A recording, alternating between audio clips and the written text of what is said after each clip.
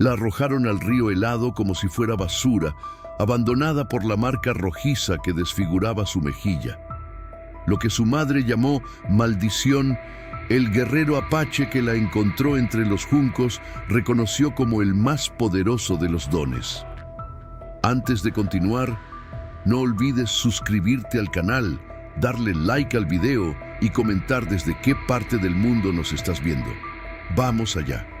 El amanecer apenas insinuaba sus primeros destellos sobre las montañas de Sonora cuando doña Mercedes Castillo envolvió a la recién nacida en un rebozo desgastado. Sus manos, agrietadas por años de trabajo en el campo, temblaban mientras contemplaba el rostro de la pequeña. La niña dormía ajena a su destino, con una marca rojiza que se extendía desde su mejilla izquierda hasta la sien, formando un patrón que recordaba a las alas de un colibrí.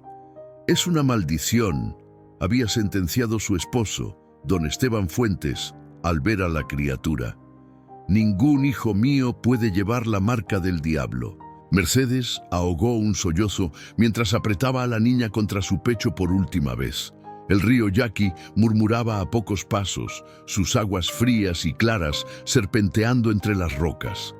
La madrugada era fría y el vapor de su aliento se mezclaba con la neblina que flotaba sobre el agua. «Perdóname, hija mía», susurró con voz quebrada, «que la Virgen te proteja donde yo no puedo». Con delicadeza depositó el pequeño bulto en una canasta que había tejido durante su embarazo. La ironía no escapaba a su dolor. Había preparado aquella cuna con ilusión, cantando mientras sus dedos entrelazaban las fibras, soñando con el rostro de su primogénita. Ahora esa misma canasta sería la barca que llevaría a su hija lejos, hacia un destino incierto. Don Esteban la observaba desde la orilla, con el rostro endurecido por la determinación y la superstición. A su lado, la partera vieja, doña Consuelo, murmuraba oraciones mezcladas con antiguos rituales. «El mal augurio debe alejarse de nuestra casa», sentenció el hombre sin mirar a su esposa. «Si la dejamos vivir entre nosotros, la desgracia caerá sobre todos». Mercedes no respondió. Sabía que discutir era inútil. En aquellas tierras, entre el mundo español y las tradiciones indígenas, las señales y presagios tenían más peso que las súplicas de una madre. Con un último beso en la frente de la niña, empujó suavemente la canasta hacia la corriente. El río, impasible ante el drama humano, acogió aquel frágil navío y comenzó a mecerlo con su cadencia eterna. Mercedes cayó de rodillas en la orilla, su vestido empapándose en el agua fría, mientras veía alejarse el único pedazo de su corazón que había conocido fuera de su cuerpo. A varios kilómetros de distancia, Nashoba, un guerrero apache de la tribu de los Chiricahua, seguía el rastro de un venado herido. La cacería había sido fructífera, pero aquel último animal se le resistía. Su rostro, marcado por cicatrices de antiguas batallas, permanecía impasible mientras sus ojos oscuros escrutaban cada señal en la tierra. El sol ya se alzaba sobre el horizonte cuando un llanto débil interrumpió su concentración. Nashoba se detuvo, la mano firme sobre el cuchillo que llevaba al cinto. Aquel sonido no pertenecía a ningún animal que conociera. Siguió el sonido hasta un recodo del río, donde los juncos crecían espesos y altos. Allí, atrapada entre las raíces de un viejo sauce, una canasta se mecía suavemente. El llanto provenía de su interior. Con cautela, Nashoba apartó los juncos y extrajo la canasta del agua. Al apartar el rebozo mojado, se encontró con los ojos oscuros de una bebé que lo miraba fijamente. La pequeña había dejado de llorar en cuanto sintió que la canasta se detenía, como si hubiera estado esperando a que alguien la encontrara. Nashoba observó la marca en su rostro. Entre su gente, tales señales no eran vistas como maldiciones, sino como mensajes de los espíritus. Tocó con delicadeza el contorno rojizo que adornaba la mejilla de la niña y recordó a los colibríes que anunciaban la primavera en las montañas. Sipala, murmuró, usando la palabra apache que designaba a las pequeñas aves de vuelo rápido. Su esposa, Ayllana, llevaba años rogando a los espíritus por un hijo. Habían perdido 3 bebés antes de que pudieran tomar su primer aliento, y el vientre de Ayllana se había cerrado desde entonces. Quizás esta pequeña, abandonada por unos y encontrada por otros, era la respuesta a tantas oraciones. Sin dudar más, Nashoba envolvió a la niña en su manta de piel y la acunó contra su pecho. El camino de regreso al campamento apache sería largo, pero el guerrero sabía que cada paso lo acercaba a un nuevo destino, no solo para la pequeña, sino para él y para su pueblo. Mientras tanto, en la pequeña casa de adobe junto al río Yaqui, Mercedes Castillo tejía en silencio, con lágrimas que se secaban antes de caer y un vacío en el alma que ninguna oración podría llenar jamás. Ayllana estaba sentada frente a su tienda, con los dedos trenzando hábilmente una canasta de fibras cuando vio a Nashoba cruzar el claro del bosque. Algo en su postura, en la manera en que sostenía contra su pecho un bulto envuelto en pieles, hizo que su corazón diera un vuelco. No traía el venado que había salido a cazar, sino algo más precioso. Se levantó despacio, como si temiera que un movimiento brusco pudiera romper aquel momento, el presentimiento que crecía en su interior. Nashoba la miró a los ojos mientras se acercaba, y en su mirada había una mezcla de determinación y ternura que ella conocía bien. Era la misma expresión que había visto 3 veces antes, cuando pensaron que serían padres. «Ayllana», dijo él con voz grave pero suave, «los espíritus han respondido a tus oraciones». Apartó con delicadeza la manta que cubría el pequeño bulto. El rostro de la bebé, ahora despierta, se giró hacia Ayllana con ojos curiosos. La marca rojiza brillaba sobre su piel como el ala de un colibrí en pleno vuelo. Ayllana ahogó un grito y extendió las manos temblorosas. «¿Dónde?» «El río me la entregó», respondió Nashoba. «Estaba en una canasta, abandonada entre los juncos. No había nadie cerca». Ayllana tomó a la niña en brazos con la reverencia con que se recibe un regalo sagrado. La pequeña la miró sin miedo, sin llanto, como si reconociera en ella a la madre que estaba destinada a tener. «Es mestiza», murmuró Ayllana notando los rasgos que revelaban sangre española mezclada con indígena. La abandonaron por su marca. No era una pregunta. Conocía demasiado bien las supersticiones de los colonos españoles. Entre los apaches, sin embargo, tal marca hubiera sido considerada un signo de los espíritus, una bendición especial. «Se llamará Sipala», declaró Nashoba, «como los colibríes que anuncian la primavera». Pero antes de que Ayllana pudiera responder, la voz de Machk, el chamán de la tribu, resonó desde la entrada de la tienda. «¿Qué traes a nuestro campamento, Nashoba?» El viejo chamán, con el rostro surcado por arrugas profundas como el lecho seco de un río, se acercó con pasos lentos pero firmes. Sus ojos, agudos como los de un águila, estudiaron a la niña con intensidad.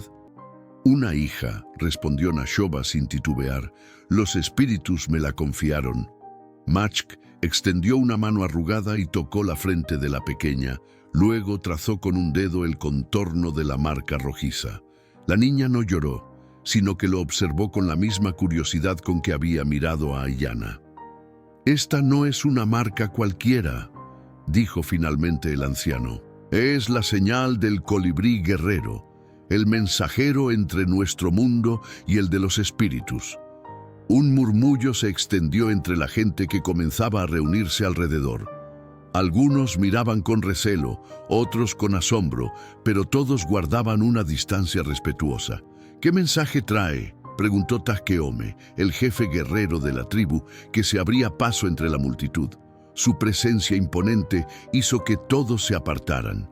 Machk cerró los ojos un momento, como escuchando voces que solo él podía oír. Cuando volvió a abrirlos, su mirada era clara y decidida. No lo sé aún, admitió. Pero es un mensaje importante. Esta niña debe permanecer con nosotros hasta que lo descubramos. Takeome frunció el ceño. No le agradaba la idea de acoger a una mestiza en la tribu, pero tampoco se atrevía a contradecir al chamán en asuntos espirituales.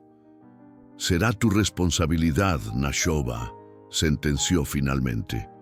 «Tú y Aiyana la criarán como a una chiricahua, y si algún día trae problemas a nuestra gente, tú responderás por ella». Nashoba asintió con solemnidad, colocando una mano sobre el hombro de Aiyana, quien abrazaba a la niña con fiereza protectora.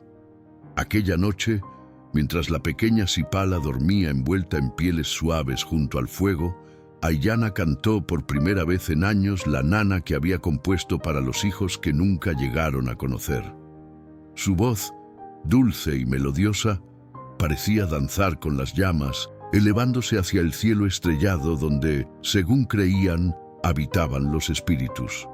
«No importa lo que digan, pequeña colibrí», susurró cuando terminó la canción.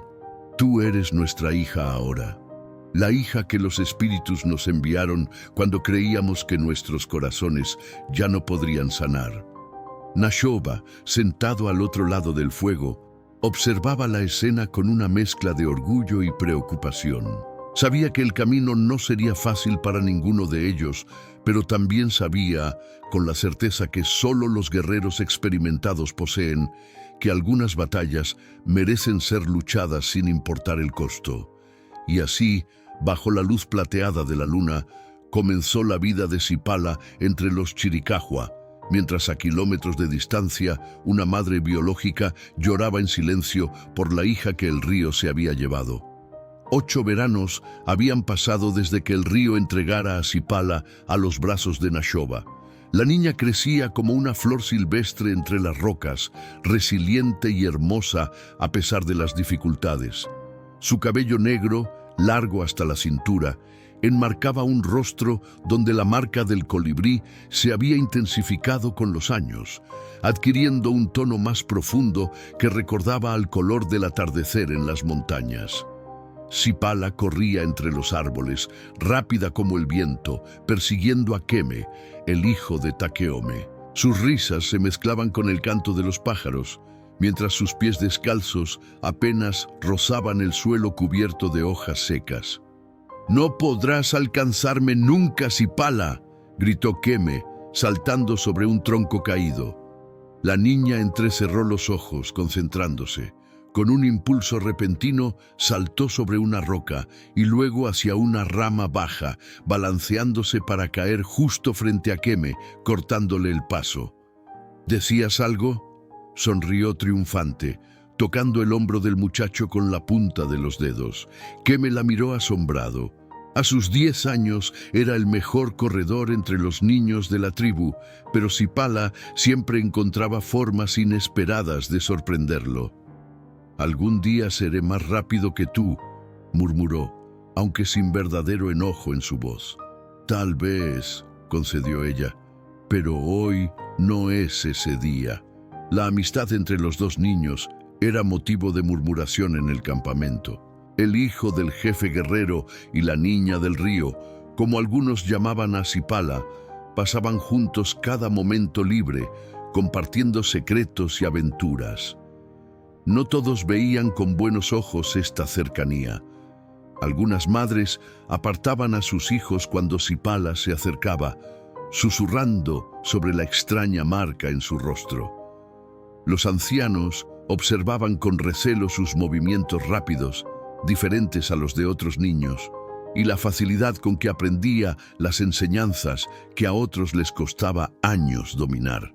Es como si pudiera escuchar al viento susurrarle los secretos de la casa, había comentado uno de los guerreros después de ver cómo Sipala, con apenas 7 años, había logrado seguir el rastro de un conejo que los demás niños habían perdido. Aiyana, siempre atenta, notaba estas reacciones. Cada comentario, cada mirada suspicaz, se clavaba en su corazón como una espina, pero jamás permitió que Sipala percibiera su preocupación. Para ella, su hija era perfecta exactamente como era, única, especial, bendecida por los espíritus. Aquella tarde, mientras los niños regresaban al campamento, Maczk los observaba desde la entrada de su tienda. El viejo chamán, más encorvado y sabio que 8 años atrás, seguía cada movimiento de Zipala con ojos entrecerrados. «La niña del colibrí ha crecido fuerte», comentó cuando Aiyana pasó frente a él con un cesto de bayas recién recolectadas. Aiyana se detuvo, inclinando levemente la cabeza en señal de respeto. «Gracias a los cuidados de nuestra gente y a la bendición de los espíritus», respondió con cautela. Maczk asintió lentamente, frotando entre sus dedos un pequeño saquito de cuero que colgaba de su cuello. «Pronto deberá comenzar su entrenamiento conmigo», anunció. «La marca habla más fuerte cada día. ¿No lo has notado?» Aiyana no pudo ocultar su sorpresa. Era cierto que en los últimos meses la marca de Zipala parecía cambiar sutilmente, brillando con mayor intensidad bajo la luz del sol y casi palpitando cuando la niña se emocionaba o enojaba. Pensé que era solo mi imaginación», confesó. «No lo es», Maczk sacudió la cabeza. «Los espíritus están despertando en ella. Necesita aprender a escucharlos, a entender lo que quieren de ella». El corazón de Aiyana se encogió ante la idea de compartir a su hija con los misterios que Maczk custodiaba. Había dedicado cada momento de los últimos 8 años a proteger a Zipala, a enseñarle el camino de los Chiricahua, a hacer que se sintiera parte de ellos a pesar de su origen mestizo. «¿Cuándo?», preguntó, tratando de mantener firme la voz. «Con la próxima luna llena», respondió el chamán. «Cuando el velo entre los mundos sea más delgado. Hasta entonces, obsérvala con atención. Cualquier sueño, cualquier visión que tenga, debes contármela». Aiyana asintió, aunque un escalofrío recorrió su espalda. Esa noche, mientras preparaba la cena junto al fuego, observó a Zipala jugar con pequeñas piedras que había recogido del río. La niña las alineaba con precisión, formando patrones que solo ella parecía entender. «¿Qué estás haciendo, pequeña?», preguntó Aiyana, agachándose junto a ella. Zipala levantó la vista, sus ojos reflejando el fuego como estrellas distantes. «Estoy escuchando sus historias», respondió con naturalidad. «Las piedras recuerdan todo lo que han visto. Esta», señaló una piedra gris con vetas blancas, «me está contando sobre el día en que la gran agua cubrió todo el valle». Aiyana sintió que el aire se escapaba de sus pulmones.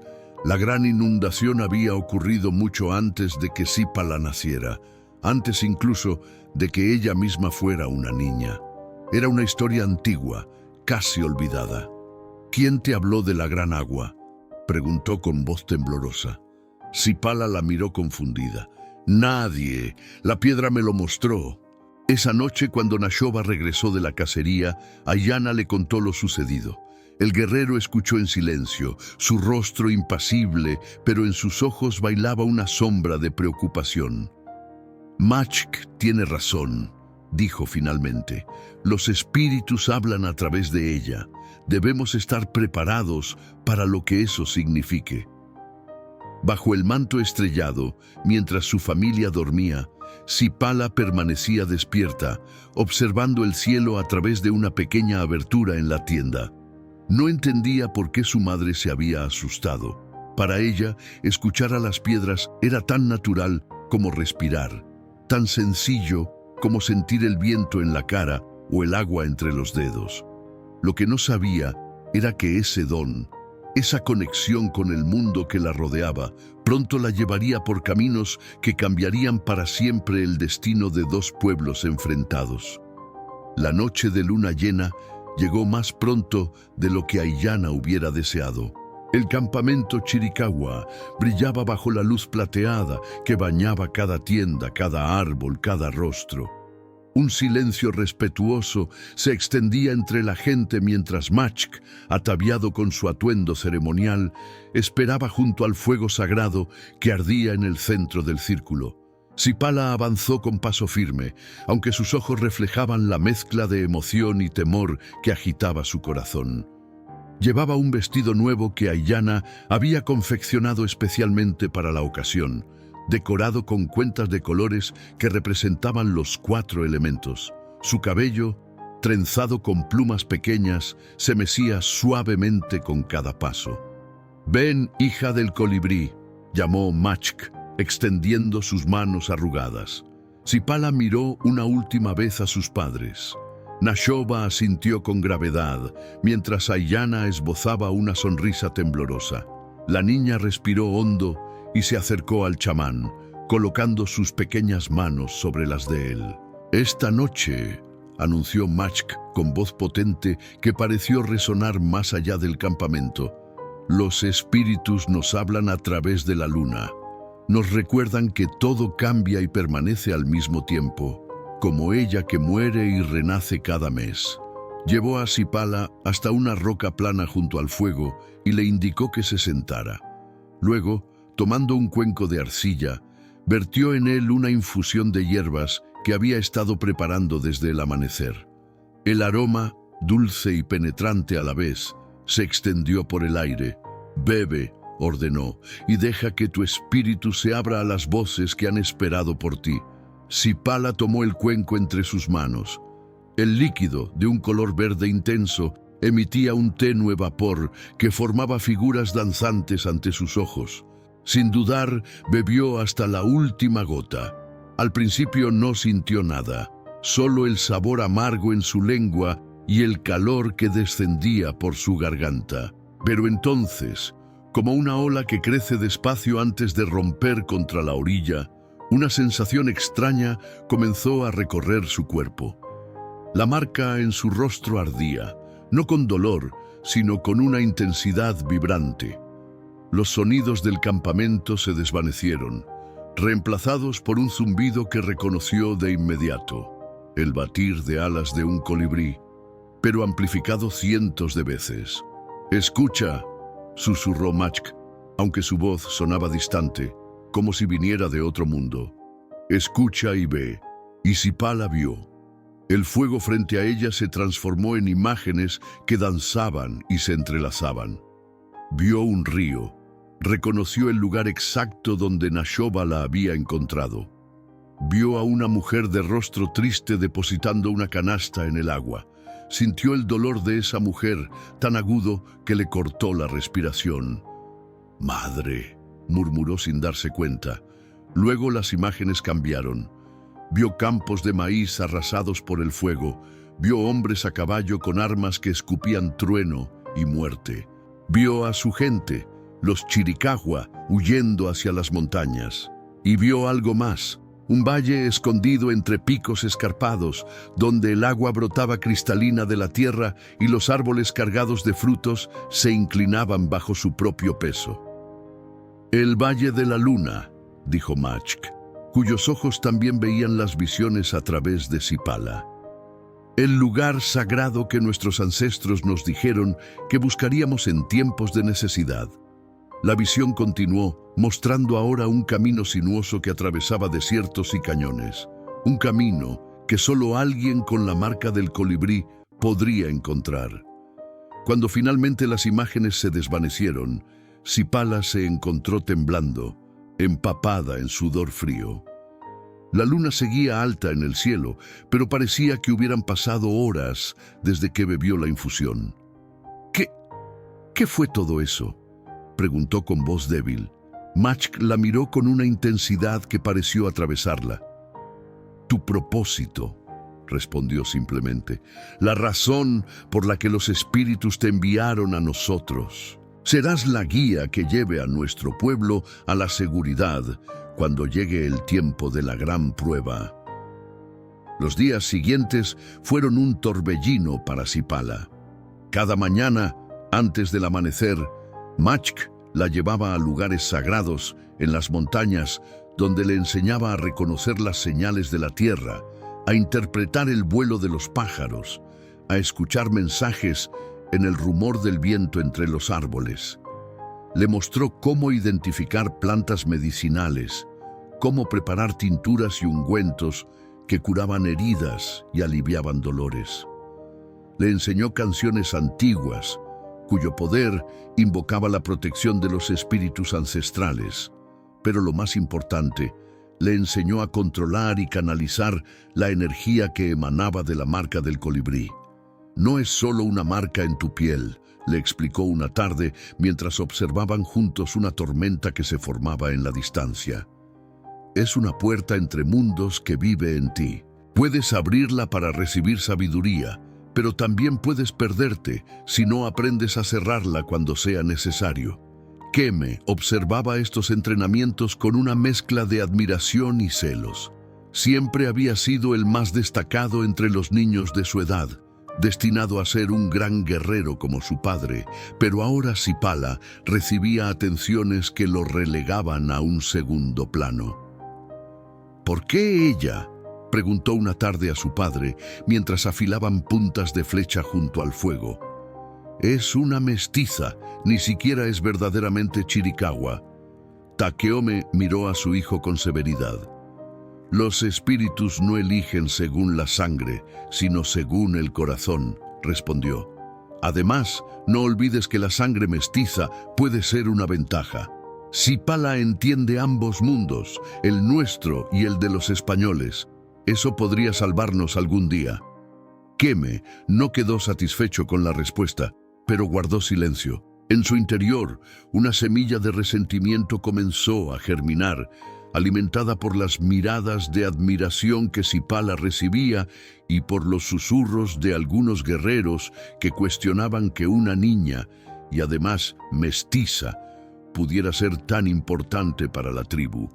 Mientras tanto, a varios días de camino en la pequeña misión de San Lorenzo, Mercedes Castillo encendía una vela ante la imagen de la Virgen. 8 años habían pasado, pero cada día rezaba por la hija que había entregado al río. «Que esté viva», susurraba con fervor, «que alguien la haya encontrado y la cuide como yo no pude». Lo que Mercedes no sabía era que sus oraciones habían sido escuchadas y que el destino pronto entrelazaría nuevamente los caminos que el río había separado. 5 años más transcurrieron como agua entre los dedos. Sipala, ahora con 13 veranos a sus espaldas, se había convertido en una joven cuya presencia no pasaba inadvertida. Alta para su edad, de movimientos gráciles y decididos, llevaba su marca del colibrí con el orgullo de quien ha aprendido a reconocer un don en lo que otros consideraban una maldición. El amanecer la encontraba siempre en la cima de la colina que dominaba el campamento. Sentada sobre una roca plana, con las piernas cruzadas y las palmas abiertas sobre sus rodillas, Sipala meditaba mientras el primer rayo de sol acariciaba su rostro. La marca rojiza parecía cobrar vida propia, brillando como si contuviera fragmentos de fuego bajo la piel. «Sabes que no deberías salir sola», la voz de Keme interrumpió su concentración. El joven, ahora un guerrero de 15 años, se acercaba con el sigilo propio de los cazadores. Sipala abrió los ojos lentamente. No necesitaba volverse para saber que Keme llevaba su arco y un cuchillo en el cinto, preparado para la cacería matutina. «No estoy sola», respondió con serenidad. «El viento me acompaña y las rocas guardan mis secretos». Keme resopló, una mezcla de frustración y algo más complejo que ni él mismo entendía completamente. «Sigues hablando como Machk, con acertijos y poesía», dijo, sentándose junto a ella. Mientras tanto, los exploradores han avistado más soldados españoles acercándose al territorio Chiricahua. Eso no es un acertijo, es una amenaza real. Sipala guardó silencio un momento. En los últimos meses, las incursiones españolas habían aumentado. Buscaban oro, buscaban tierras, buscaban imponer su fe y sus leyes, y con cada aldea indígena sometida, El cerco se estrechaba alrededor de los Chiricahua. «Lo sé», dijo finalmente. «Lo he visto en mis sueños». Keme la miró de reojo. A pesar de los años de entrenamiento junto a Machk, a pesar de las visiones que habían resultado ciertas una y otra vez, una parte de él seguía resistiéndose a aceptar el papel de Sipala como guía espiritual de la tribu. «Mi padre convocará un consejo hoy», informó, cambiando de tema. «Quiere decidir si nos quedamos a luchar o nos retiramos más hacia las montañas del norte». Sipala asintió. Era el momento que había visto acercarse en sus visiones, la gran prueba que determinaría el futuro de su pueblo. «Estaré allí», prometió, levantándose y sacudiendo el polvo de su vestido de gamuza. «El Valle de la Luna nos espera, pero el camino no será fácil». Mientras tanto, en la misión de San Lorenzo, Mercedes Castillo terminaba de ayudar en el reparto de alimentos a los niños huérfanos. A sus 37 años, su rostro mostraba las huellas del tiempo y del dolor, pero sus ojos conservaban una chispa de esperanza que ni las peores tragedias habían conseguido apagar. Tras la pérdida de su hija, Mercedes había abandonado el hogar que compartía con don Esteban. La culpa de haber cedido a la presión de su marido, de no haber defendido a su bebé, la carcomía día y noche. Encontró refugio en la misión, donde el padre Ignacio le ofreció un lugar para vivir a cambio de su ayuda con los niños abandonados y los enfermos. Mercedes, la llamó el sacerdote, un hombre de barba blanca y mirada bondadosa. El capitán Mendoza ha llegado con noticias de las fronteras. Mercedes dejó la olla que estaba fregando y se secó las manos en el delantal. El capitán Diego Mendoza era un militar diferente a la mayoría. Trataba a los indígenas con respeto, intentaba mediar en los conflictos antes de recurrir a las armas y siempre traía noticias de las tribus que encontraba en sus expediciones. En secreto, Mercedes esperaba cada visita del capitán con la ilusión de que algún día trajera información sobre una joven mestiza con una marca de nacimiento en forma de colibrí. «Capitán», saludó con una leve inclinación de cabeza al entrar en la pequeña sala donde el militar conversaba con el padre Ignacio. «Doña Mercedes», respondió él, levantándose. «Traigo noticias que podrían interesarle». El corazón de la mujer dio un vuelco. Después de tantos años, había aprendido a no alimentar esperanzas vanas, pero algo en la expresión del capitán encendió una chispa en su interior. «Hemos avistado a un grupo de chiricahuas moviéndose hacia el norte», explicó Mendoza. «Entre ellos hay una joven mestiza con una marca distintiva en el rostro. Los nativos la llaman la hija del colibrí». Las rodillas de Mercedes flaquearon. El padre Ignacio la ayudó a sentarse mientras ella se cubría la boca con manos temblorosas. ¿Está seguro?», preguntó con voz ahogada. «Completamente», asintió Mendoza. «Mis hombres la observaron a distancia. Parece ocupar una posición importante entre ellos, siempre cerca del chamán de la tribu». «¿Qué edad tendría?», inquirió el sacerdote. 13, quizá 14 años, calculó el capitán. Es alta para su edad, de cabello negro como ala de cuervo. Mercedes sintió que el mundo giraba a su alrededor. La descripción coincidía perfectamente con la hija que había entregado al río. La edad, la marca de nacimiento, todo encajaba. «¿Dónde los vieron por última vez?», preguntó, recuperando la compostura con un esfuerzo sobrehumano. «En el Cañón del Águila, a 3 días de cabalgata hacia el noroeste», respondió Mendoza. «Pero se mueven rápido. Las otras tribus hablan de una gran migración. Dicen que los Chiricahua buscan un lugar sagrado que solo la hija del colibrí puede encontrar». En el campamento Apache, el consejo tribal se había reunido alrededor del fuego central. Takeome, con el rostro solemne bajo las líneas pintadas que marcaban su rango, escuchaba el informe de los exploradores. Los soldados españoles han establecido un nuevo fuerte a solo 2 días de aquí, explicaba uno de ellos, trazando un mapa en la tierra con la punta de su lanza. Y los colonos avanzan detrás, talando bosques, desviando ríos. Nashoba, ahora con hebras plateadas en su cabello negro, intercambió una mirada con Aiyana. Ambos sabían lo que esto significaba. ¿Luchamos o huimos?, preguntó uno de los guerreros más jóvenes. Ni lo uno ni lo otro, intervino Machk, quien había permanecido en silencio hasta entonces. Con un gesto, invitó a Sipala a acercarse al centro del círculo. La joven avanzó con paso firme. Su presencia imponía respeto incluso entre los guerreros más escépticos.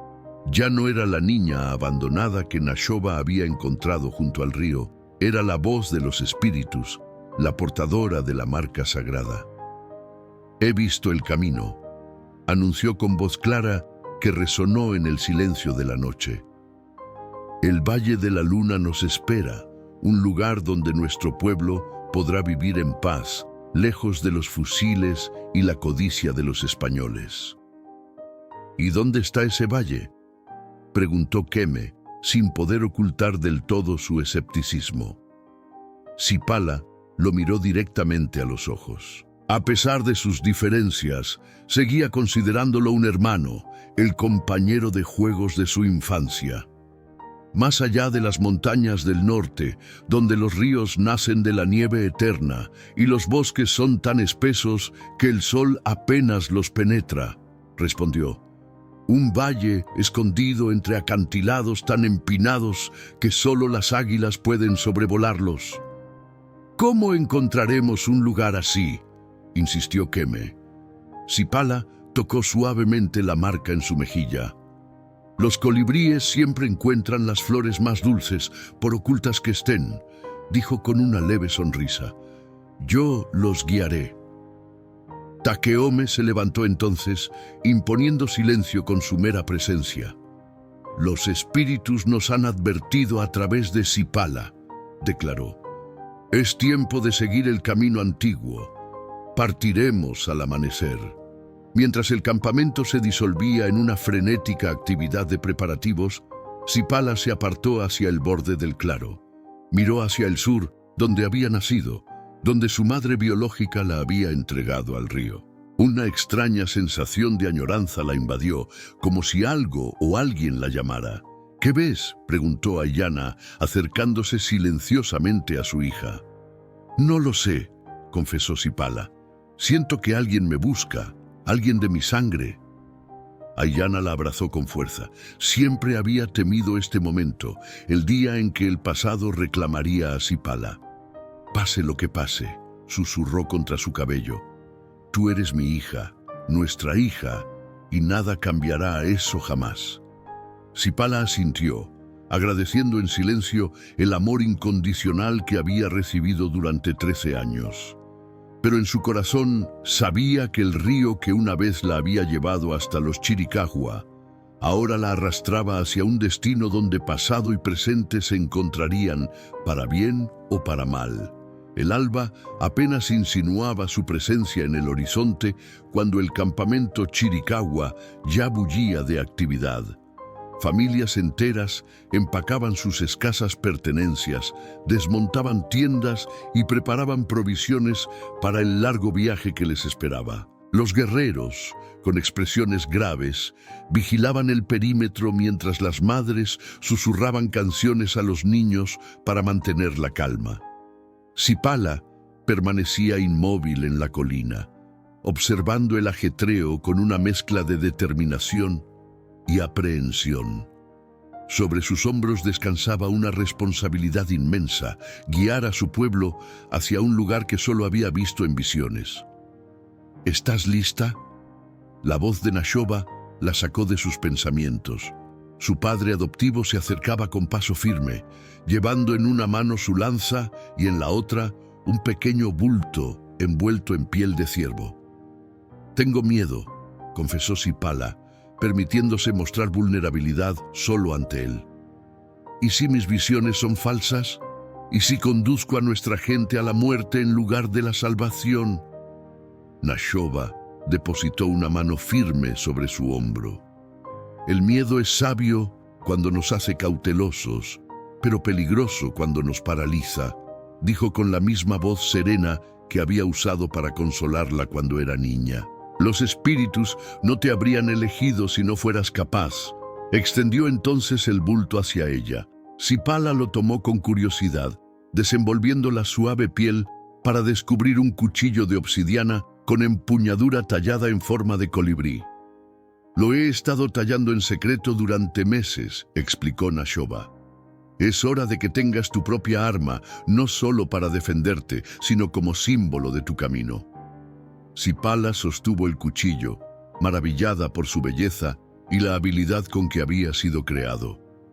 La obsidiana negra reflejaba su rostro. La marca del colibrí parecía dialogar con la figura tallada en la empuñadura.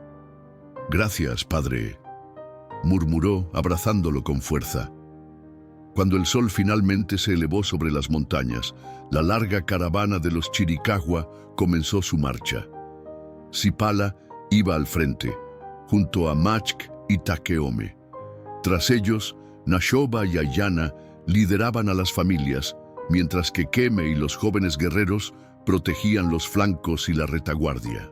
El primer día de viaje transcurrió sin incidentes. Atravesaron valles y cañones familiares, lugares donde habían cazado y recolectado durante generaciones. Pero conforme avanzaban hacia el norte, el terreno se volvía más agreste, menos conocido. Al anochecer, mientras acampaban junto a un arroyo serpenteante, Machk se acercó a Sipala, quien meditaba alejada del grupo. «Necesitamos tu guía ahora», dijo el viejo chamán, sentándose con dificultad sobre una roca. «A partir de mañana, entraremos en tierras que ninguno de nosotros ha pisado antes». Sipala asintió, cerrando los ojos. Dejó que la marca en su mejilla se calentara, vibrando con una energía que había aprendido a interpretar a lo largo de los años. En su mente vio un desfiladero estrecho entre dos montañas gemelas, luego un bosque de pinos tan altos que parecían tocar el cielo. «Debemos seguir el arroyo hasta su nacimiento», indicó, abriendo los ojos. «Luego cruzar entre las montañas de los hermanos dormidos. Hay un bosque antiguo más allá, donde los espíritus de los árboles nos protegerán de miradas hostiles». Machk asintió, satisfecho. A pesar de su edad y experiencia, reconocía que el don de Sipala superaba incluso sus propias habilidades como chamán. «Hay algo más», añadió ella con voz tensa. «Alguien nos sigue». A varios kilómetros de distancia, en un pequeño campamento improvisado, Mercedes Castillo se arrebujaba en su manta junto al fuego. Nunca había imaginado que a su edad emprendería una expedición tan peligrosa, pero la posibilidad de encontrar a su hija perdida le daba fuerzas que ni ella misma sabía que poseía. «Deberíamos regresar a la misión, doña Mercedes», insistía Joaquín, un joven mestizo que trabajaba como guía para el capitán Mendoza. «Este no es lugar para una mujer sola». «No estoy sola, te tengo a ti», respondió ella con una determinación que sorprendió incluso al experimentado guía. «Y no regresaré hasta encontrarla». Joaquín suspiró resignado. El capitán Mendoza le había pagado generosamente para que acompañara y protegiera a esta mujer en su búsqueda, pero cada día se adentraban más en territorio apache, aumentando el peligro. «Al menos duerma un poco», aconsejó. «Mañana nos espera una jornada difícil si queremos alcanzar a los Chiricahua antes de que desaparezcan en las montañas del norte». Mercedes asintió, aunque sabía que el sueño la eludiría como cada noche desde que había emprendido este viaje. Cada vez que cerraba los ojos, veía el rostro de su bebé, la marca rojiza que don Esteban había considerado una maldición y que ella ahora reconocía como el único medio para identificar a su hija perdida. 13 años. murmuró para sí misma contemplando las estrellas. 13 años sin verte crecer, sin escuchar tu voz, sin poder explicarte por qué te abandoné. Una lágrima resbaló por su mejilla, brillando a la luz de la luna. Al amanecer del tercer día de viaje, la caravana Chiricahua se detuvo ante un obstáculo inesperado. El desfiladero que Zipala había visto en su visión estaba bloqueado por un derrumbe reciente. Enormes rocas impedían el paso, y el terreno circundante era demasiado escarpado para rodearlas. ¿Y ahora qué, hija del colibrí?, preguntó Keme con un tono que bordeaba la insolencia. La tensión del viaje había acentuado su resentimiento latente. ¿Tus espíritus no te advirtieron de esto? Zipala no respondió de inmediato. Se acercó a las rocas y colocó sus manos sobre ellas, cerrando los ojos. La conexión fue instantánea. Sintió el momento exacto en que la ladera se había desprendido, apenas unas horas antes de su llegada. «Esto no es natural», dijo finalmente. «Alguien o algo provocó este derrumbe intencionalmente». Takeome se acercó, alarmado por sus palabras. «¿Enemigos?», preguntó, haciendo un gesto para que los guerreros se desplegaran en posición defensiva. «No lo sé», confesó Zipala, «pero hay otro camino».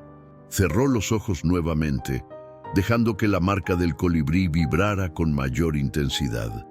Su respiración se volvió profunda, casi trance. Cuando volvió a abrirlos, señaló hacia una grieta en la pared del cañón que resultaba prácticamente invisible a simple vista. «Por ahí», indicó. «Es estrecho, pero nos llevará al mismo destino». Keme fue el primero en aproximarse a la grieta, escrutándola con desconfianza. «Apenas cabe una persona», objetó. «Tardaremos días en pasar todos, y los niños y ancianos tendrán dificultades». «Es el único camino», respondió Zipala con firmeza. A regañadientes, Takeome dio la orden de formar una fila. Los guerreros irían primero para asegurar el paso, seguidos por los niños, las mujeres y finalmente los ancianos. Zipala se ofreció a quedarse hasta el final para ayudar a los más débiles. El paso por la grieta resultó tan difícil como Keme había anticipado. Las paredes rocosas eran tan estrechas en algunos puntos que debían avanzar de lado, conteniendo la respiración. El aire se volvía denso, la luz apenas se filtraba desde arriba, y el sonido de la respiración agitada de docenas de personas reverberaba de manera inquietante. Zipala ayudaba a los últimos rezagados cuando un sonido distante llamó su atención. Agudizó el oído, separándose un poco del grupo. No cabía duda. Eran cascos de caballos aproximándose. «¡Rápido!», urgió a una anciana que avanzaba con dificultad. «Hay jinetes acercándose».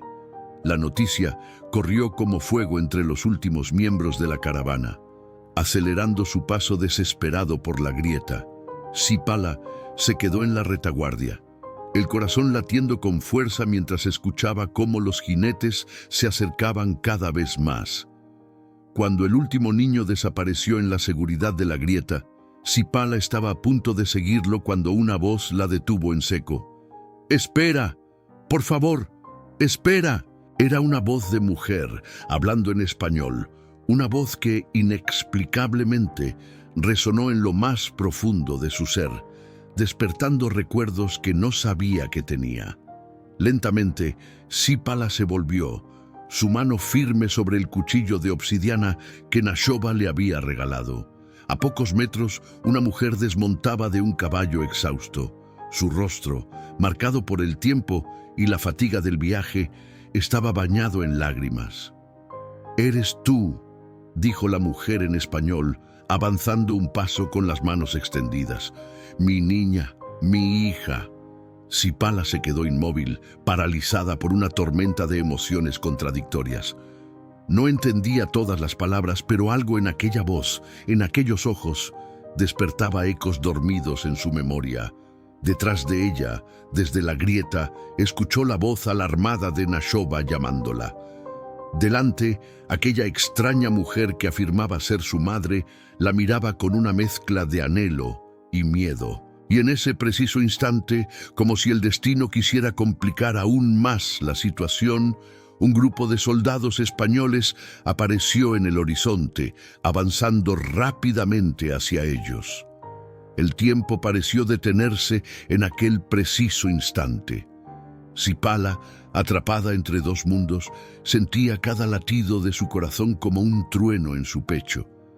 La mujer española, su madre biológica según clamaba, extendía las manos hacia ella con una desesperación tan genuina que dolía contemplarla.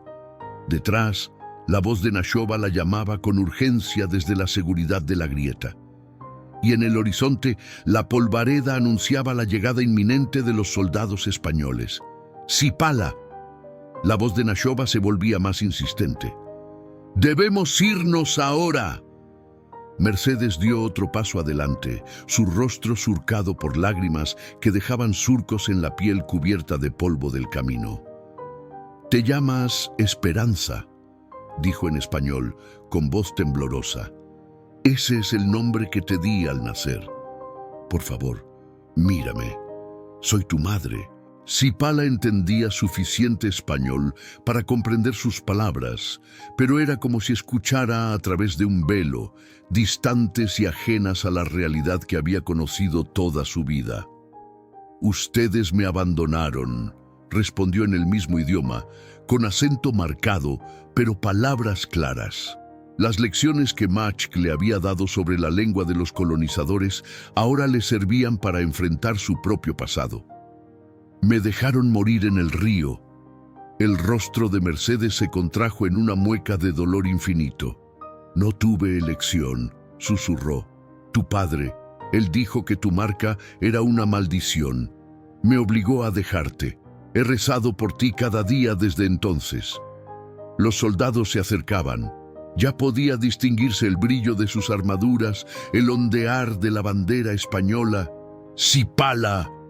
Ahora era la voz de Ayana la que se unía a la de Nashoba. «¡Hija, corre!». Esa palabra «hija», pronunciada por Ayana, la mujer que la había criado, que la había amado sin condiciones cuando otros la habían abandonado, despertó a Sipala de su estupor. Miró a Mercedes con una mezcla de compasión y determinación. «Mi nombre es Sipala», dijo con firmeza, «y mi pueblo me necesita». Se volvió para correr hacia la grieta, pero se detuvo un instante y regresó la mirada hacia Mercedes. «Si realmente eres mi madre, si realmente te importo, detén a esos soldados. Danos tiempo para escapar». Sin esperar respuesta, se internó en la grieta rocosa, desapareciendo en las sombras justo cuando el destacamento español coronaba la colina. El capitán Diego Mendoza, al frente de sus hombres, detuvo su caballo junto a Mercedes, quien permanecía inmóvil, mirando la grieta por donde su hija había desaparecido. «Doña Mercedes», dijo el capitán, desmontando, «no debió adelantarse sola. Es peligroso». Mercedes se volvió hacia él, y algo en su expresión hizo que el experimentado militar diera un paso atrás. «La encontré, Diego», dijo con una mezcla de júbilo y desesperación. «Mi hija está viva. Estaba aquí mismo, hace un instante».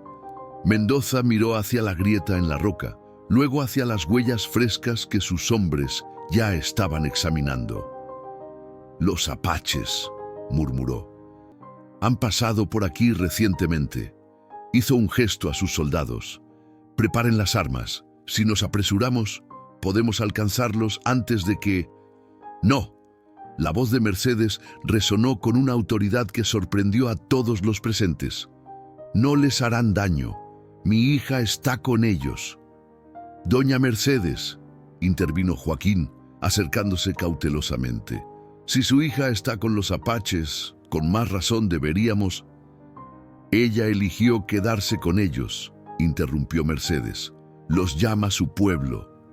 La revelación dejó a Mendoza momentáneamente sin palabras. Finalmente, tras intercambiar una mirada con sus oficiales, asintió lentamente. «Entiendo su dolor, pero tengo órdenes. Los apaches han atacado asentamientos en la frontera. Se dirigen al norte, probablemente para reunirse con otras tribus hostiles.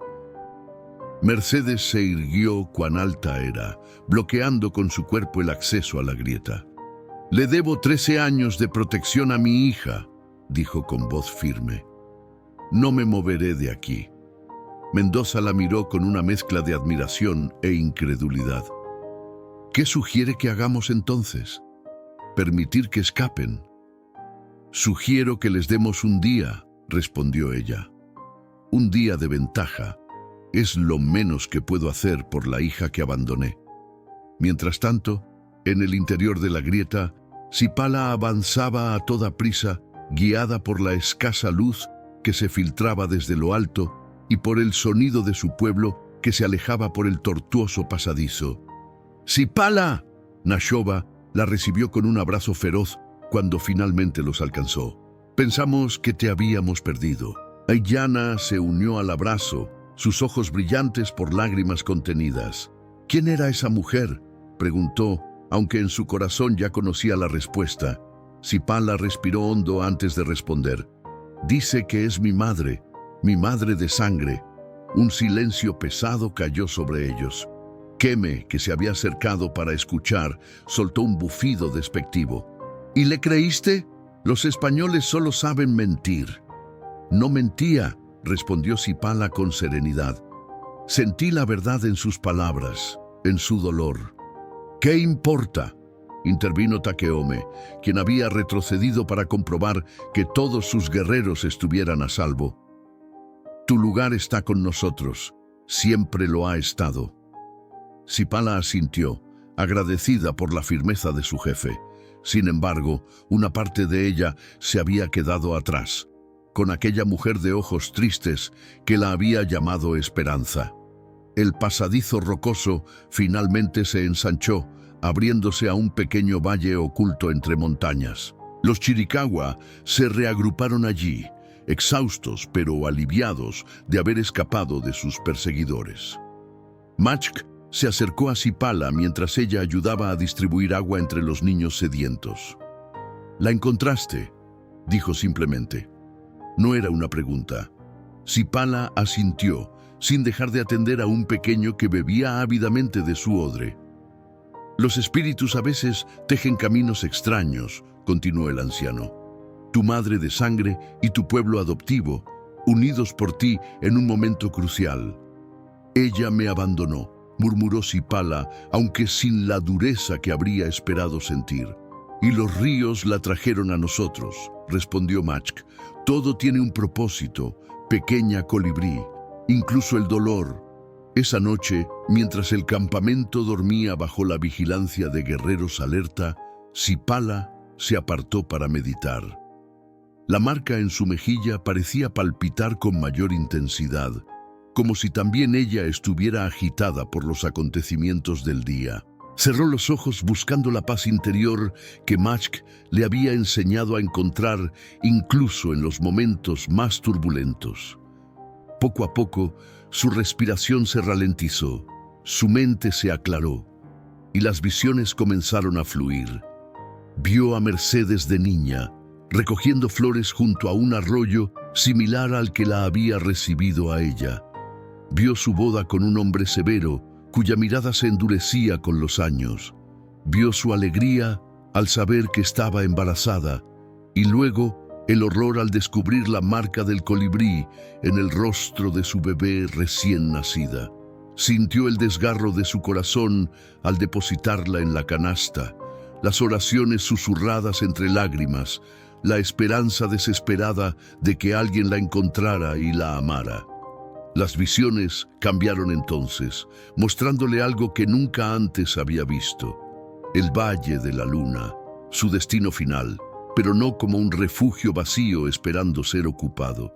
Había gente allí, no chiricahuas, sino miembros de otra tribu, con rostros marcados por el hambre y el miedo. Y más allá, algo más oscuro.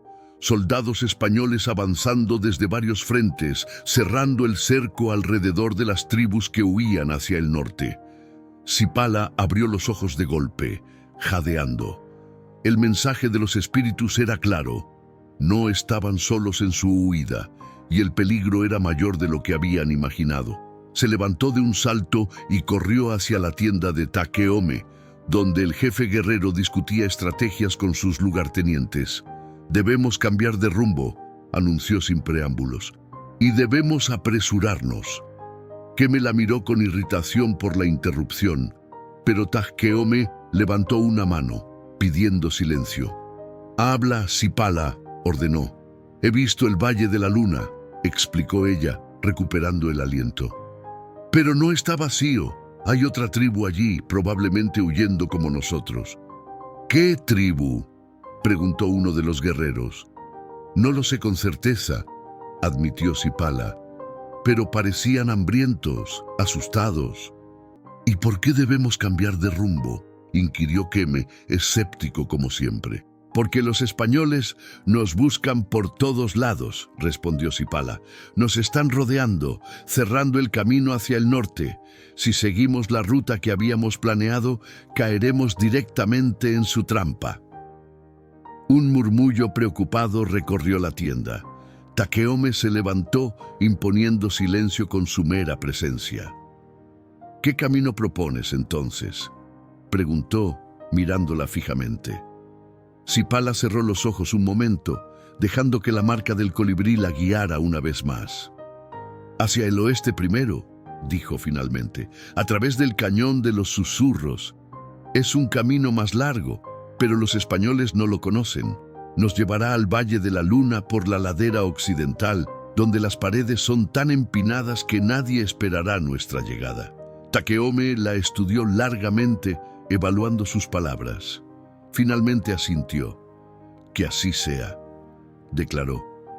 «Partiremos al amanecer».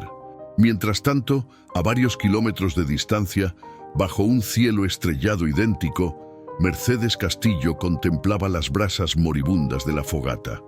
El capitán Mendoza había accedido a su petición, pero solo les había concedido hasta el mediodía siguiente, antes de reanudar la persecución. «¿De verdad cree que su hija está mejor con ellos?», preguntó Joaquín, sentándose junto a ella. Mercedes no respondió de inmediato. La imagen de Sipala, no Esperanza, se corrigió mentalmente, permanecía grabada a fuego en su memoria, alta, fuerte, con una dignidad que trascendía su juventud.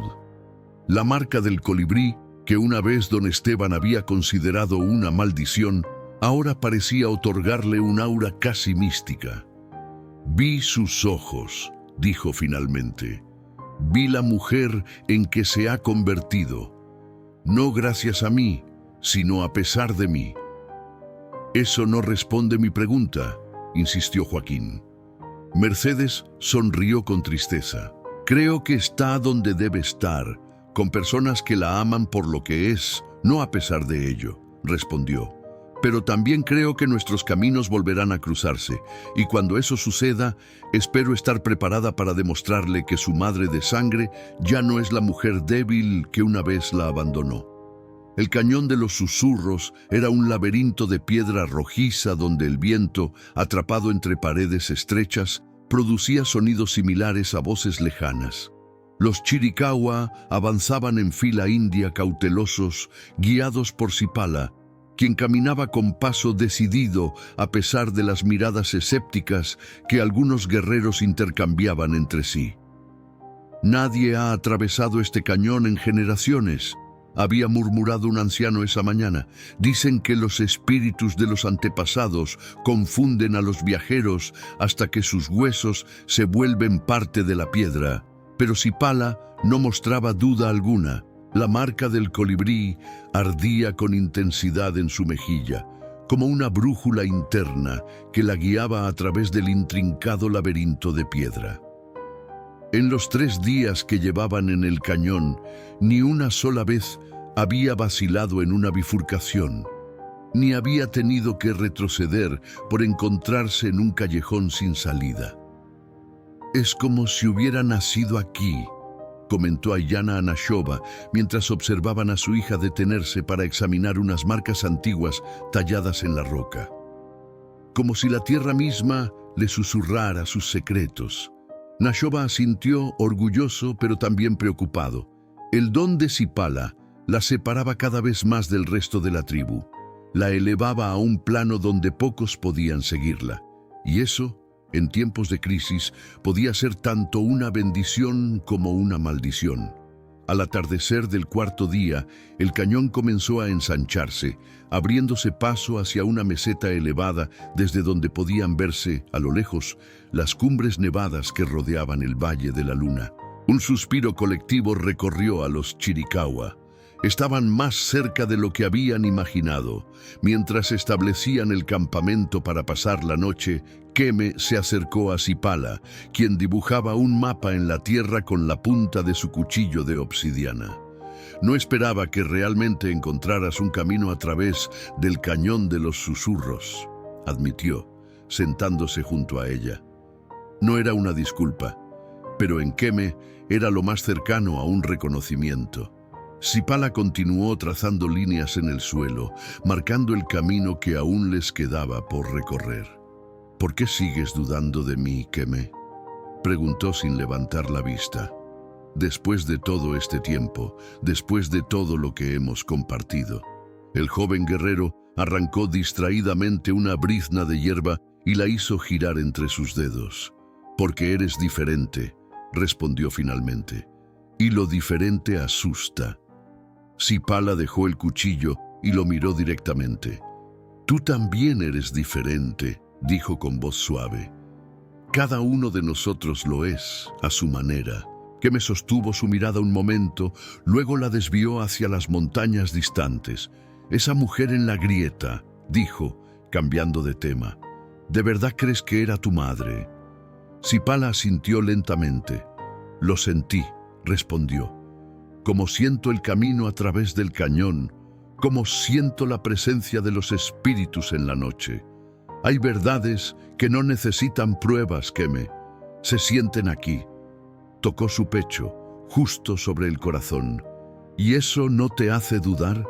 ¿Saber que tienes sangre española corriendo por tus venas? La pregunta estaba cargada de significado, de acusaciones no pronunciadas. Sipala sabía que para muchos en la tribu, incluyendo a Keme, los españoles no eran solo enemigos, sino verdaderos monstruos que habían traído muerte y destrucción a su pueblo. La sangre no determina quién soy, respondió con firmeza. Son mis elecciones las que me definen, y yo elegí ser Chiricahua, ser tu hermana en espíritu, si no en sangre. Keme pareció considerar sus palabras. Por un momento, Sipala creyó ver un destello de la antigua camaradería en sus ojos, del niño que había sido su compañero de juegos y aventuras. Pero el momento pasó rápidamente. Keme se levantó, sacudiéndose el polvo de los pantalones. Mañana llegaremos a la zona más peligrosa, dijo, retomando su habitual tono práctico. La meseta está expuesta. Si los españoles están vigilando, nos verán. No nos verán, aseguró Sipala. He visto el camino en mis visiones. Hay una grieta en la meseta, un paso oculto que nos llevará directamente a la base de las montañas. Keme asintió, aunque un destello de duda persistía en su mirada. Descansa, dijo antes de alejarse. Mañana necesitaremos toda tu magia, hija del colibrí. A kilómetros de distancia, en el fuerte español de San Miguel, el capitán Mendoza extendía un mapa sobre la mesa, rodeado de sus oficiales. Las velas proyectaban sombras danzantes sobre los rostros concentrados de los hombres. Los exploradores han perdido su rastro aquí, indicó, señalando la entrada del cañón de los susurros.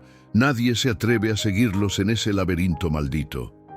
Entonces los hemos perdido, concluyó uno de los tenientes con evidente frustración. No necesariamente, intervino Mercedes, quien había insistido en asistir a la reunión, a pesar de las protestas de algunos oficiales. Conociendo su destino, podemos anticiparnos. Mendoza la miró con una mezcla de respeto e incomodidad. Desde el encuentro con su hija, doña Mercedes parecía transformada. Ya no era la mujer callada y servicial que ayudaba en la misión. Ahora hablaba con autoridad, exigía ser escuchada. ¿Qué sugiere?, preguntó finalmente. Mercedes se acercó al mapa, estudiándolo con atención.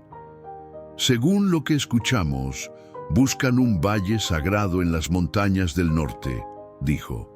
Si el cañón los lleva hacia el oeste, entonces deben estar dirigiéndose hacia esta cordillera. Trazó una línea con su dedo, conectando el cañón con un macizo montañoso poco explorado. Esas montañas son impenetrables, objetó otro de los oficiales. Ni siquiera nuestros mejores exploradores han logrado encontrar un paso. Para nosotros quizás, concedió Mercedes, pero mi hija, ella tiene un don. Puede ver caminos donde otros no los ven. Un silencio incómodo siguió a sus palabras.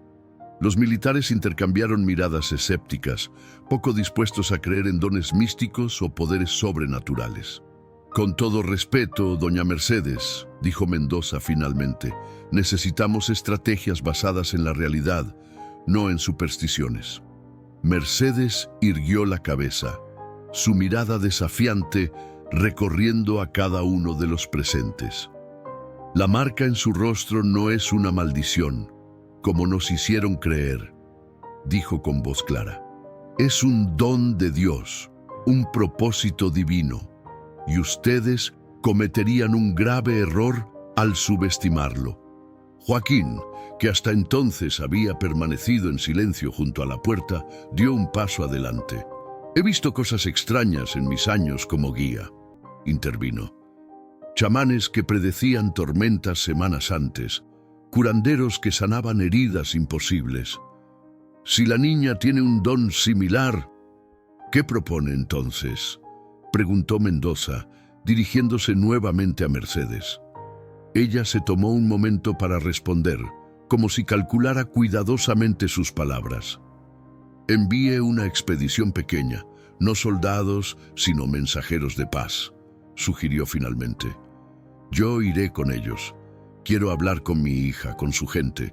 Quizás podamos evitar más derramamiento de sangre. Mendoza la miró largamente, evaluando su propuesta. ¿Y si rechazan sus mensajes de paz? Entonces, al menos, habremos intentado el camino cristiano, respondió Mercedes con firmeza. Y mi conciencia estará tranquila, sabiendo que hice todo lo posible por proteger a la hija que una vez abandoné. Al amanecer del quinto día, los chiricahuas se preparaban para cruzar la meseta expuesta. Sipala había explicado durante el consejo nocturno que debían moverse rápido y en grupos pequeños, aprovechando las sombras de las formaciones rocosas para ocultarse de posibles vigilantes. Machk, cuya salud se había deteriorado durante el viaje, llamó a Sipala a su tienda antes de partir. El anciano chamán estaba recostado sobre pieles, su respiración trabajosa y sus ojos nublados por la fiebre. La visión se acerca a su cumplimiento, dijo en cuanto Sipala se arrodilló junto a él. Pero el camino aún tiene pruebas por superar. Sipala tomó su mano arrugada entre las suyas, alarmada por la frialdad de su piel. «Estás enfermo», murmuró. «Prepararé una infusión de...» «No», la interrumpió Machk. «Mi tiempo con esta forma terrenal llega a su fin. Los espíritus me llaman y debo prepararme para el viaje». «Te necesitamos», insistió Sipala, sintiendo cómo las lágrimas comenzaban a arder en sus ojos. «Yo te necesito». El anciano esbozó una sonrisa débil, apretando suavemente la mano de la joven. «Has aprendido todo lo que podía enseñarte, pequeña colibrí», susurró. «Ahora debes volar con tus propias alas». Con un esfuerzo visible, Machk se incorporó levemente y extrajo de entre sus ropas un pequeño saquito de cuero, similar al que siempre había llevado colgado al cuello. «Esto es para ti», dijo colocándolo en la palma de Sipala.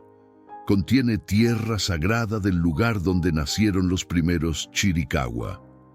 Con ella podrás bendecir el Valle de la Luna cuando lleguen, haciendo de él un verdadero hogar para nuestro pueblo. Sipala aceptó el regalo con reverencia, colocándolo alrededor de su cuello. «Hay algo más que debes saber», continuó Machk, su voz cada vez más débil. «La mujer española, tu madre de sangre, su camino y el tuyo volverán a cruzarse antes de lo que imaginas». «¿Cómo lo sabes?», preguntó Sipala sorprendida. «Lo he visto en mis sueños», respondió el chamán. «Ella viene con un propósito que cambiará el destino de muchos». Antes de que Sipala pudiera preguntar más, Ayana entró en la tienda para anunciar que los primeros grupos ya estaban cruzando la meseta. Machk hizo un gesto débil con la mano, indicando que debían irse. «Ve», susurró, «tu pueblo te necesita». Con el corazón pesado, Sipala se inclinó para besar la frente del anciano, luego se levantó y salió de la tienda, donde Nashoba la esperaba con expresión grave. «¿Cómo está?», preguntó, aunque la respuesta era evidente en el rostro de su hija. «Se está despidiendo», respondió Sipala con voz quebrada. Nashoba asintió, colocando una mano reconfortante sobre su hombro. «Ha vivido una vida larga y honorable», dijo, «y ahora te confía la tarea más importante de todas, guiar a nuestro pueblo hacia un nuevo comienzo». Sipala respiró hondo, luchando por contener las lágrimas. No era momento para el dolor. Su gente dependía de ella. «Vamos», dijo finalmente, «el camino oculto espera». La travesía por la meseta resultó tan peligrosa como habían anticipado. El sol implacable no ofrecía más que sombras escasas y fugaces, obligándolos a moverse rápidamente de una formación rocosa a otra. Los guerreros, liderados por Keme, se adelantaban para asegurar el camino, mientras las familias seguían en grupos pequeños, manteniendo a los niños en silencio con historias susurradas y promesas de descanso. Sipala avanzaba en el centro de la caravana, su atención dividida entre el camino por recorrer y la sensación creciente de que alguien o algo los observaba. La marca del colibrí palpitaba con intensidad, advirtiéndole de un peligro que aún no podía identificar. Fue cerca del mediodía cuando lo vio. Un destello metálico en la distancia, apenas perceptible entre las rocas del extremo sur de la meseta.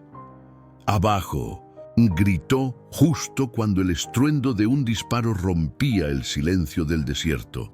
La bala se incrustó en la roca junto a la que Sipala había estado caminando un segundo antes. El caos se desató de inmediato. Niños llorando, mujeres corriendo en busca de refugio, guerreros desplegándose en formación defensiva. «¡Españoles!», alertó Keme, quien ya tensaba su arco apuntando hacia la dirección de donde había venido el disparo. «¡Nos han encontrado!».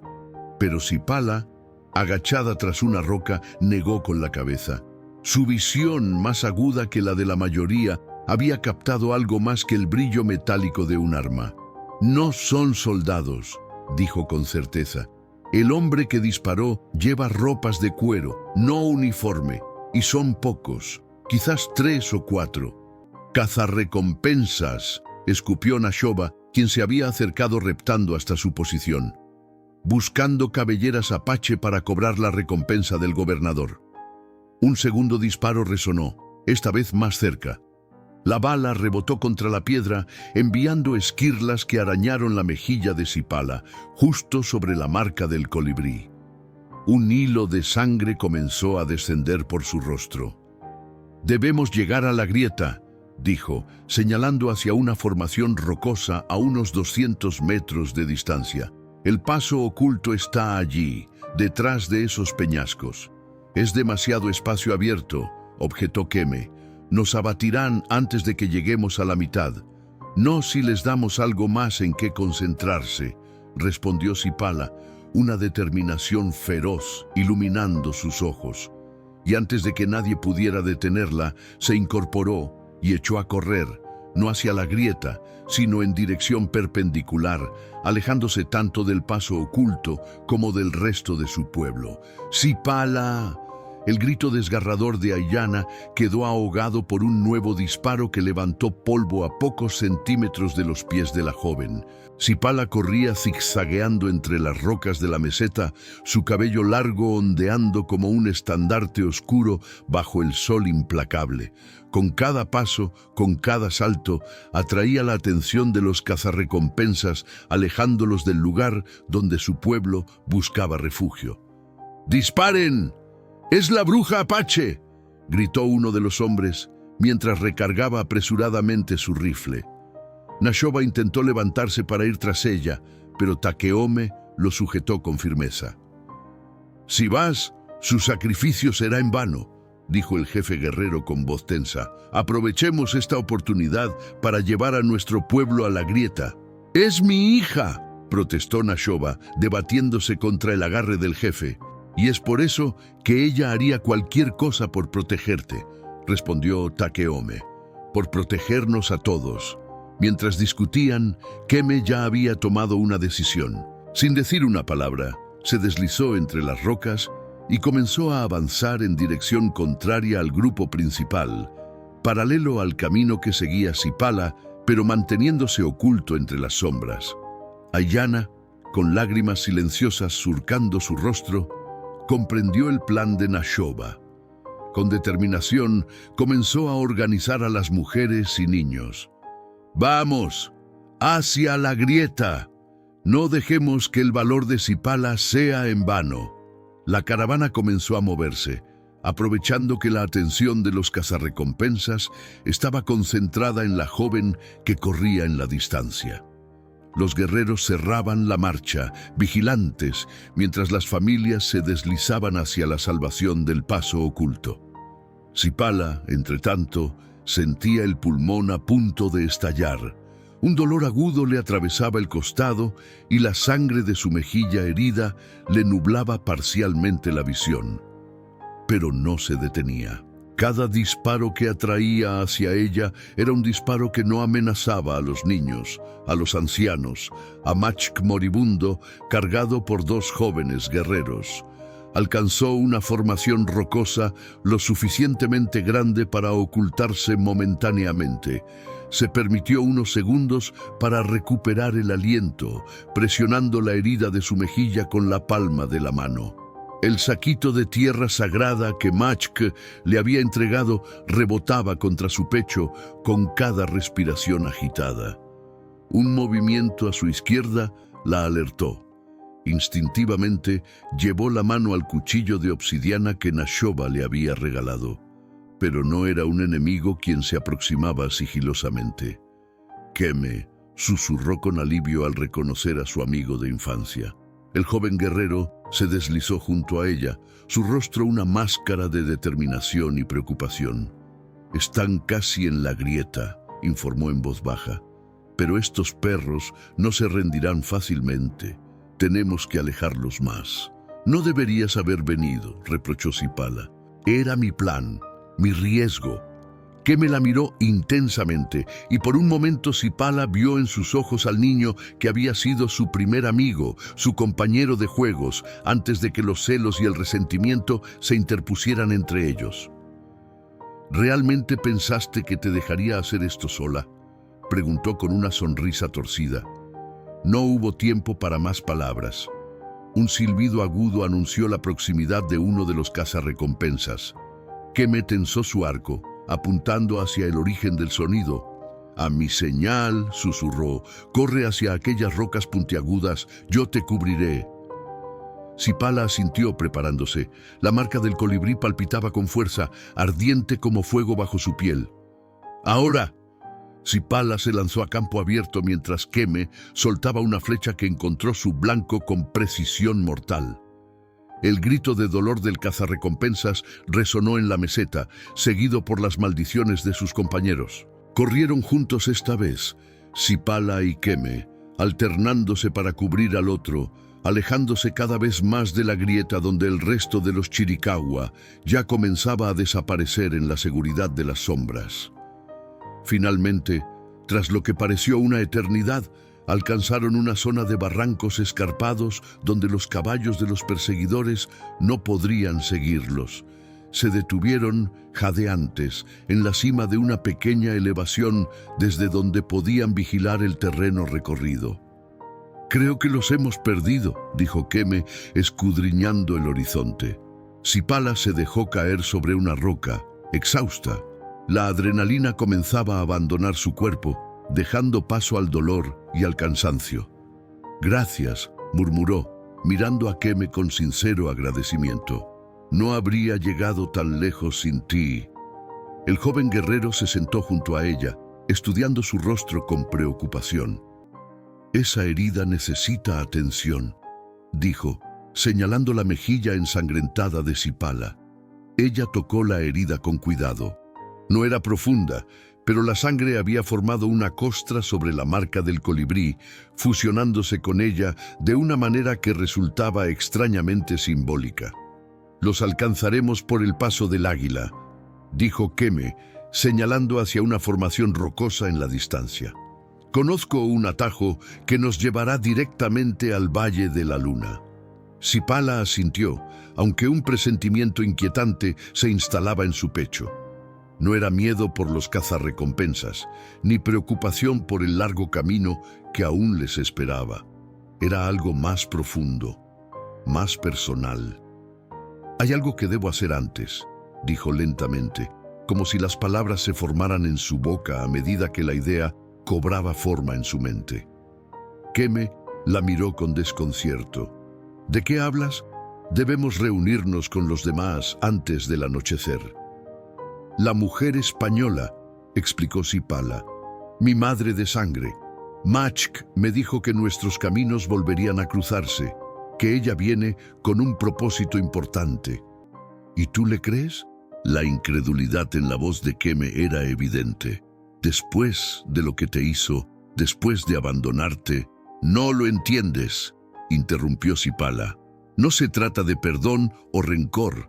Se trata del destino de nuestro pueblo. Machk lo vio, y yo también lo siento». Tocó suavemente la marca en su mejilla. «El colibrí me guía hacia ella». Keme la observó en silencio durante largo rato, debatiéndose interiormente. «¿Qué pretendes hacer?», preguntó finalmente. «Encontrarla», respondió Sipala con sencillez. «Hablar con ella, escuchar lo que tiene que decir». «Es demasiado peligroso. Los soldados españoles...» «No iré al fuerte», lo tranquilizó Sipala. «Ella vendrá a mí. Lo sé». Mientras tanto, en el paso oculto que conducía hacia el Valle de la Luna, los Chiricahua avanzaban con dificultad por el estrecho sendero tallado en la roca viva. Aiyana caminaba con la mirada fija en el horizonte, negándose a mirar atrás, como si hacerlo pudiera confirmar sus peores temores sobre el destino de su hija. Nashoba, en cambio, se detenía cada pocos pasos para escudriñar el camino recorrido, esperando ver aparecer a Sipala y Keme en cualquier momento. «Volverán», dijo Takeome, colocándose junto a él. No era una pregunta sino una afirmación, como si el jefe guerrero quisiera infundir en sus palabras la fuerza necesaria para hacerlas realidad. «Debí ir con ella», respondió Nashoba, su voz áspera por la emoción contenida. «Y entonces tendríamos 3 vidas en peligro en lugar de 2. Razonó Takeome. «Sipala es fuerte y Keme es astuto. Si alguien puede burlar a esos cazadores de cabelleras, son ellos». Un grito desde la vanguardia interrumpió su conversación. Habían llegado al final del paso. Ante ellos se extendía una vista que cortaba la respiración. Un valle extenso, protegido por montañas escarpadas en todos sus flancos, con un lago cristalino en su centro y bosques exuberantes que prometían caza, frutos y refugio. El Valle de la Luna, finalmente. Pero la alegría del descubrimiento se vio empañada casi de inmediato. En la orilla opuesta del lago se distinguían los humos de fogatas y las siluetas de tiendas. Tal como Sipala había visto en su visión, no estaban solos. «Yaquis», murmuró uno de los exploradores que había adelantado para examinar el terreno. «Toda una aldea». y por las señales de cacería fresca no llevan mucho tiempo aquí. Nashoba y Takeome intercambiaron miradas de preocupación. Los yaquis eran conocidos por su fiereza en la batalla, pero también por su sentido del honor. Podrían ser aliados o enemigos, dependiendo de cómo se manejara el primer contacto. Si tan solo Sipala estuviera aquí, dijo Nashoba, ella sabría qué decir, qué hacer. Pero no está, respondió Takeome con firmeza, y no podemos esperar. Nuestro pueblo necesita descanso, comida, seguridad. Debemos acercarnos en paz y con respeto. En ese momento, un grito desgarrador resonó entre las filas de los Chiricahua. Ayana corría hacia donde dos jóvenes sostenían el cuerpo de Machk. El anciano chamán había exhalado su último aliento justo cuando el valle se revelaba ante sus ojos, como si hubiera resistido lo suficiente para saber que su pueblo había alcanzado el destino prometido. Ayana se arrodilló junto al cuerpo del anciano, tomando una de sus manos inertes entre las suyas. «Se ha ido a reunirse con los espíritus», dijo con voz quebrada, sin ver a Sipala una última vez. El silencio que siguió fue profundo, cargado de respeto y dolor. Machk había sido más que el chamán de la tribu. Había sido su memoria viva, su guía espiritual, el guardián de tradiciones antiguas como las montañas. «Lo enterraremos aquí», declaró Takeome. «En la entrada del Valle de la Luna, su espíritu será el primero en dar la bienvenida a todos los Chiricahua que vengan después de nosotros». Mientras los preparativos para el ritual funerario comenzaban, Nashoba se apartó para subir a una pequeña elevación desde donde podía observar tanto el valle como el camino recorrido. Sus ojos, entrenados por años de caza y guerra, escudriñaban el horizonte en busca de cualquier señal de su hija. «Volverá», se dijo a sí mismo, como una promesa, como una plegaria. «Tiene que volver». En la meseta, a varios kilómetros de distancia, Mercedes Castillo cabalgaba junto al capitán Mendoza y un pequeño grupo de soldados que habían accedido a acompañarla en su misión de paz. Joaquín, el guía mestizo, lideraba la comitiva, siguiendo el rastro dejado por los Chiricahua en su huida hacia el norte. «Los rastros se dividen aquí», informó, desmontando para examinar mejor las huellas en el suelo polvoriento. El grupo principal fue hacia el noroeste, pero dos personas se separaron hacia el este. Mercedes sintió que su corazón se aceleraba. Un presentimiento, una intuición maternal que trascendía el tiempo y la distancia, le decía que una de esas dos personas era su hija. «Debemos seguir al grupo principal», opinó Mendoza. «Son ellos quienes representan la mayor amenaza». «No», contradijo Mercedes con firmeza. «Mi hija está entre los dos que se separaron. Estoy segura». Mendoza la miró con escepticismo. «¿Cómo podría saberlo?». Mercedes no tenía una respuesta lógica, solo la certeza que nacía de un vínculo que ni 13 años de separación habían conseguido romper. «Lo sé», respondió simplemente, «como sé que mi corazón late en mi pecho». Joaquín, que hasta entonces había permanecido en silencio, se acercó a Mendoza. «Capitán, encontré esto», dijo, mostrando un pequeño objeto que brillaba bajo el sol de la tarde. Era una cuenta de cristal azul, del tipo que las mujeres españolas usaban en sus rosarios. Mercedes la reconoció al instante. Formaba parte del rosario que había colocado en la canasta junto a su bebé, 13 años atrás. Una última ofrenda de protección. «Es mío», dijo con voz temblorosa, tomando la cuenta entre sus dedos. «Estaba en el rosario que le dejé a Esperanza a Sipala». Mendoza, conmovido a su pesar, asintió lentamente. «Muy bien», concedió finalmente. «Dividiremos el grupo. La mitad seguirá al grupo principal para establecer contacto pacífico. Usted, Joaquín y yo seguiremos el rastro de los dos que se separaron». A pocos kilómetros de allí, Sipala y Keme habían encontrado refugio en una pequeña cueva natural formada por la erosión en la ladera de una colina. Desde su posición podían vigilar la planicie circundante sin ser vistos. «Si tu madre viene, ¿cómo sabrá dónde encontrarte?», preguntó Keme, quien a pesar de sus dudas, había accedido a acompañar a Sipala en su espera. «Lo sabrá», respondió ella con una convicción que no admitía réplica. «De la misma manera que yo sé que viene hacia aquí». Keme no insistió. Había visto suficientes manifestaciones del don de Sipala como para no descartar completamente sus corazonadas. «¿Qué harás cuando la veas?», preguntó en cambio, genuinamente curioso. Sipala contempló el horizonte, donde el sol comenzaba su descenso hacia el ocaso. «Escuchar», dijo finalmente, «escuchar lo que no pudo decirme aquel día en la grieta. Entender por qué me abandonó, por qué ha venido a buscarme después de tanto tiempo. ¿Y si es una trampa? ¿Si trae soldados para capturarnos?». «No lo es», aseguró Sipala. «No viene como enemiga». El silencio volvió a instalarse entre ellos, cómodo como en los días de su infancia. Keme tallaba distraídamente una rama con su cuchillo, mientras Sipala meditaba, dejando que la marca del colibrí la guiara a través del laberinto de emociones que la embargaban. Fue entonces cuando lo sintió.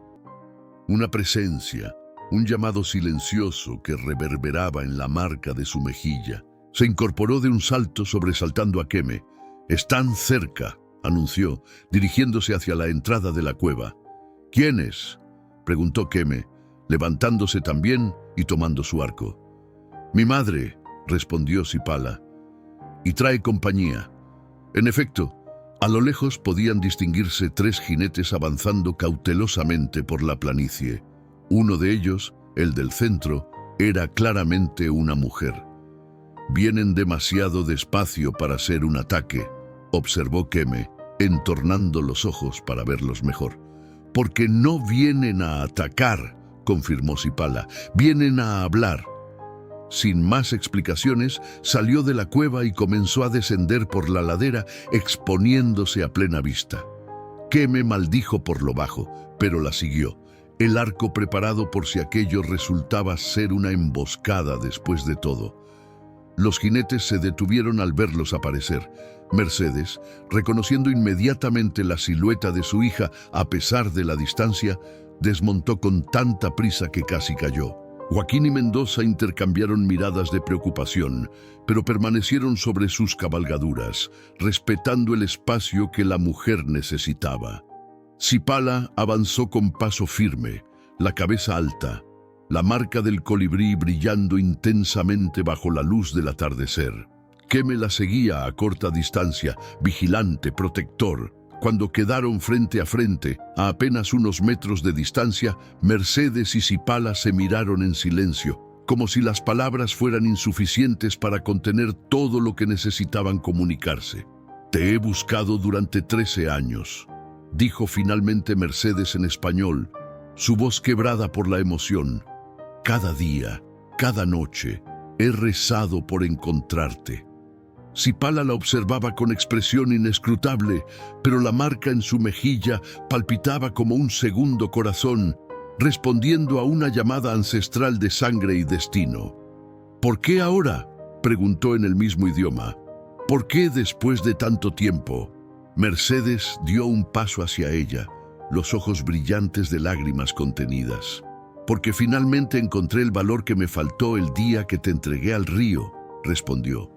«Y porque vengo a advertirte de un peligro que amenaza a tu pueblo». Sipala entrecerró los ojos, súbitamente alerta. «¿Qué peligro?».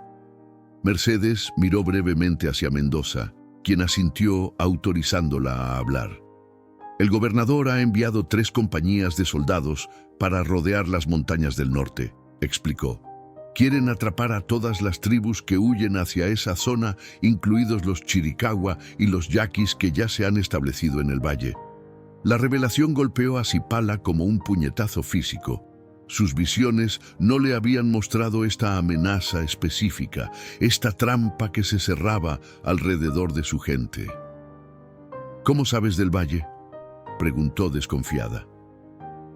Los exploradores del capitán han seguido su rastro durante días, intervino Mendoza, hablando por primera vez. Sabemos que buscan un valle entre las montañas, un lugar sagrado para ustedes. ¿Y por qué nos adviertes?, preguntó Keme, avanzando para situarse junto a Zipala. Son tu gente, no la nuestra. Mercedes sostuvo la mirada del joven guerrero sin vacilar. Porque mi hija es Chiricahua ahora, respondió con sencillez, y no permitiré que sufra más daño por mis errores. Aquellas palabras, pronunciadas con tal convicción, atravesaron las barreras que Zipala había erigido alrededor de su corazón. No era perdón, no aún, pero sí un reconocimiento de la verdad que ambas compartían. Debemos advertir a nuestro pueblo, dijo, volviéndose hacia Keme, y a los yaquis también. Puedo ayudar, ofreció Mendoza, sorprendiendo a todos los presentes. No estoy de acuerdo con la estrategia del gobernador.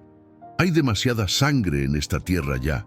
Zipala lo miró con renovada atención, evaluando su sinceridad. La marca del colibrí vibraba con intensidad, como si los espíritus le susurraran al oído. «Te creo», decidió finalmente, «pero la decisión no es solo mía. Debemos consultar con Takeome y los jefes yaquis». «Entonces vamos», dijo Mercedes, dando otro paso hacia su hija. «No hay tiempo que perder». Zipala asintió, sintiendo cómo el destino tejía nuevos hilos, entrelazando caminos que parecían irreconciliables. El suyo, el de su madre biológica, el de su pueblo adoptivo y el de un enemigo que ofrecía convertirse en aliado. Y mientras el sol desaparecía tras las montañas, tiñendo el cielo de tonos rojizos y dorados, Zipala supo con certeza que la verdadera prueba apenas comenzaba. El Valle de la Luna los esperaba, pero también un conflicto que definiría el futuro de todos los que ahora dependían de ella. El amanecer despuntaba sobre el Valle de la Luna cuando Zipala, acompañada por Keme, Mercedes y el capitán Mendoza, llegó a la entrada del campamento Chiricahua. La noticia de su regreso se extendió como fuego entre la hierba seca, y pronto una multitud se congregó para recibirlos. Nashoba y Aiyana corrieron hacia su hija, abrazándola con la desesperación de quienes han temido lo peor. «Pensé que te habíamos perdido», susurró Aiyana, acariciando el rostro de Zipala, deteniéndose al notar la herida sobre la marca del colibrí. «Nunca me perderán», respondió Zipala con firmeza. «Pero he traído invitados y noticias urgentes». Los murmullos se intensificaron al reconocer a Mercedes y al capitán español. Algunos guerreros tensaron sus arcos mientras Takeome avanzaba con expresión severa. «¿Qué significa esto, Zipala?», preguntó el jefe, su mirada fija en los extraños. «¿Traes enemigos a nuestro nuevo hogar?» «Traigo aliados», corrigió Zipala, sosteniendo su mirada sin vacilar, «y una advertencia que podría salvar a nuestro pueblo». Con la autoridad que había ganado a lo largo de los años, Zipala explicó la situación. Las 3 compañías de soldados que se acercaban para cerrar el cerco alrededor del valle, la trampa que se cernía sobre ellos y los yaquis que habían llegado antes. «¿Y debemos confiar en la palabra de un español?», cuestionó uno de los guerreros, señalando acusadoramente a Mendoza. «No», respondió Zipala, «deben confiar en la mía». Tocó suavemente la marca en su mejilla, ahora cruzada por la cicatriz reciente. «Los espíritus me han mostrado el camino hasta aquí y ahora me muestran que debemos unir fuerzas con los yaquis y con quienes estén dispuestos a ayudarnos». Takeome guardó silencio, evaluando la situación. Finalmente se volvió hacia Nashoba. «¿Tú qué opinas, hermano?». Nashoba miró a su hija, a la mujer española que la había traído al mundo, al capitán que ofrecía una alianza improbable. «Zipala nos ha guiado hasta aquí sin fallar», dijo finalmente. «Su don ha sido nuestra luz en la oscuridad. Yo confío en ella». «Yo también», añadió Aillana, colocándose junto a su esposo. Keme dio un paso al frente, sorprendiendo a todos. Vi a Sipala arriesgar su vida por nuestro pueblo, declaró con voz firme. La seguiré donde sea necesario. La decisión estaba tomada. Takeome envió mensajeros al campamento yaqui, solicitando un consejo conjunto. Mientras esperaban, Mercedes se acercó a Sipala, quien observaba el lago desde una pequeña elevación. «Este lugar es hermoso», comentó, siguiendo la mirada de su hija. «Un buen hogar». Sipala asintió sin apartar la vista del agua cristalina que reflejaba el cielo matutino. «¿Por qué volviste realmente?», preguntó abruptamente. «La verdad». Mercedes respiró hondo antes de responder. «Por redención», admitió. «No para que me perdones, sino para ganarme el derecho a mirarte a los ojos, para protegerte, como no pude hacer cuando naciste». Sipala la miró entonces, estudiando el rostro que llevaba 13 años buscándola.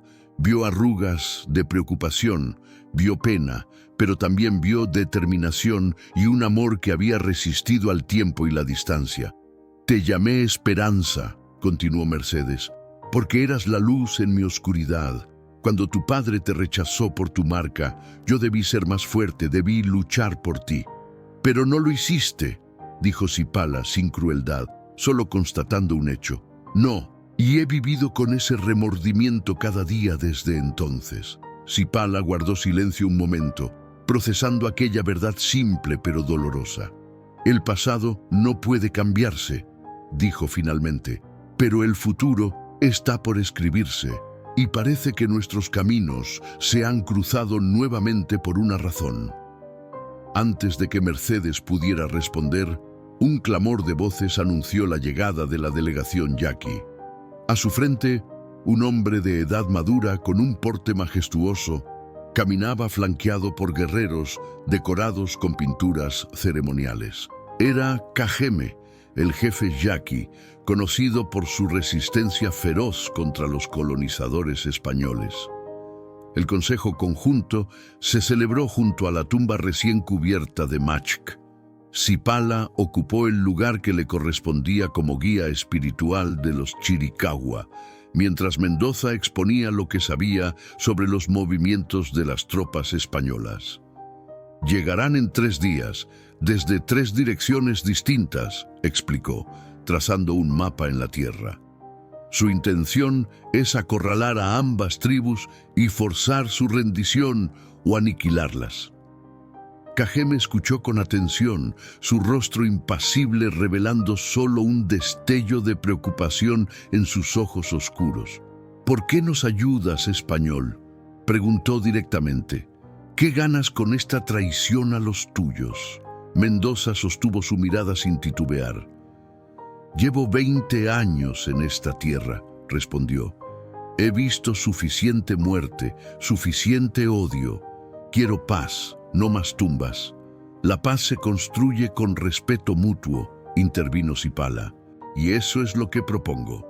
Una alianza entre chiricahuas y yaquis, con el capitán Mendoza como mediador con los españoles». «¿Y cómo nos defenderemos contra 3 compañías de soldados bien armados?», cuestionó uno de los lugartenientes de Cajeme. Fue entonces cuando Sipala se levantó, la marca del colibrí brillando intensamente bajo la luz del sol. «No lucharemos como ellos esperan», anunció. «Usaremos la tierra, usaremos el agua, usaremos el conocimiento que solo nosotros tenemos sobre este valle». Con movimientos precisos, comenzó a dibujar en la tierra un plan audaz. Desviar el río para inundar el paso oriental, utilizar trampas ancestrales en el acceso norte y en el sur, donde el terreno era más abierto, una estrategia de señuelos y emboscadas que aprovecharía la arrogancia de los españoles. «Y cuando comprendan que no pueden vencernos», concluyó, «ofreceremos la paz en nuestros términos. Este valle será territorio sagrado, prohibido para los colonizadores.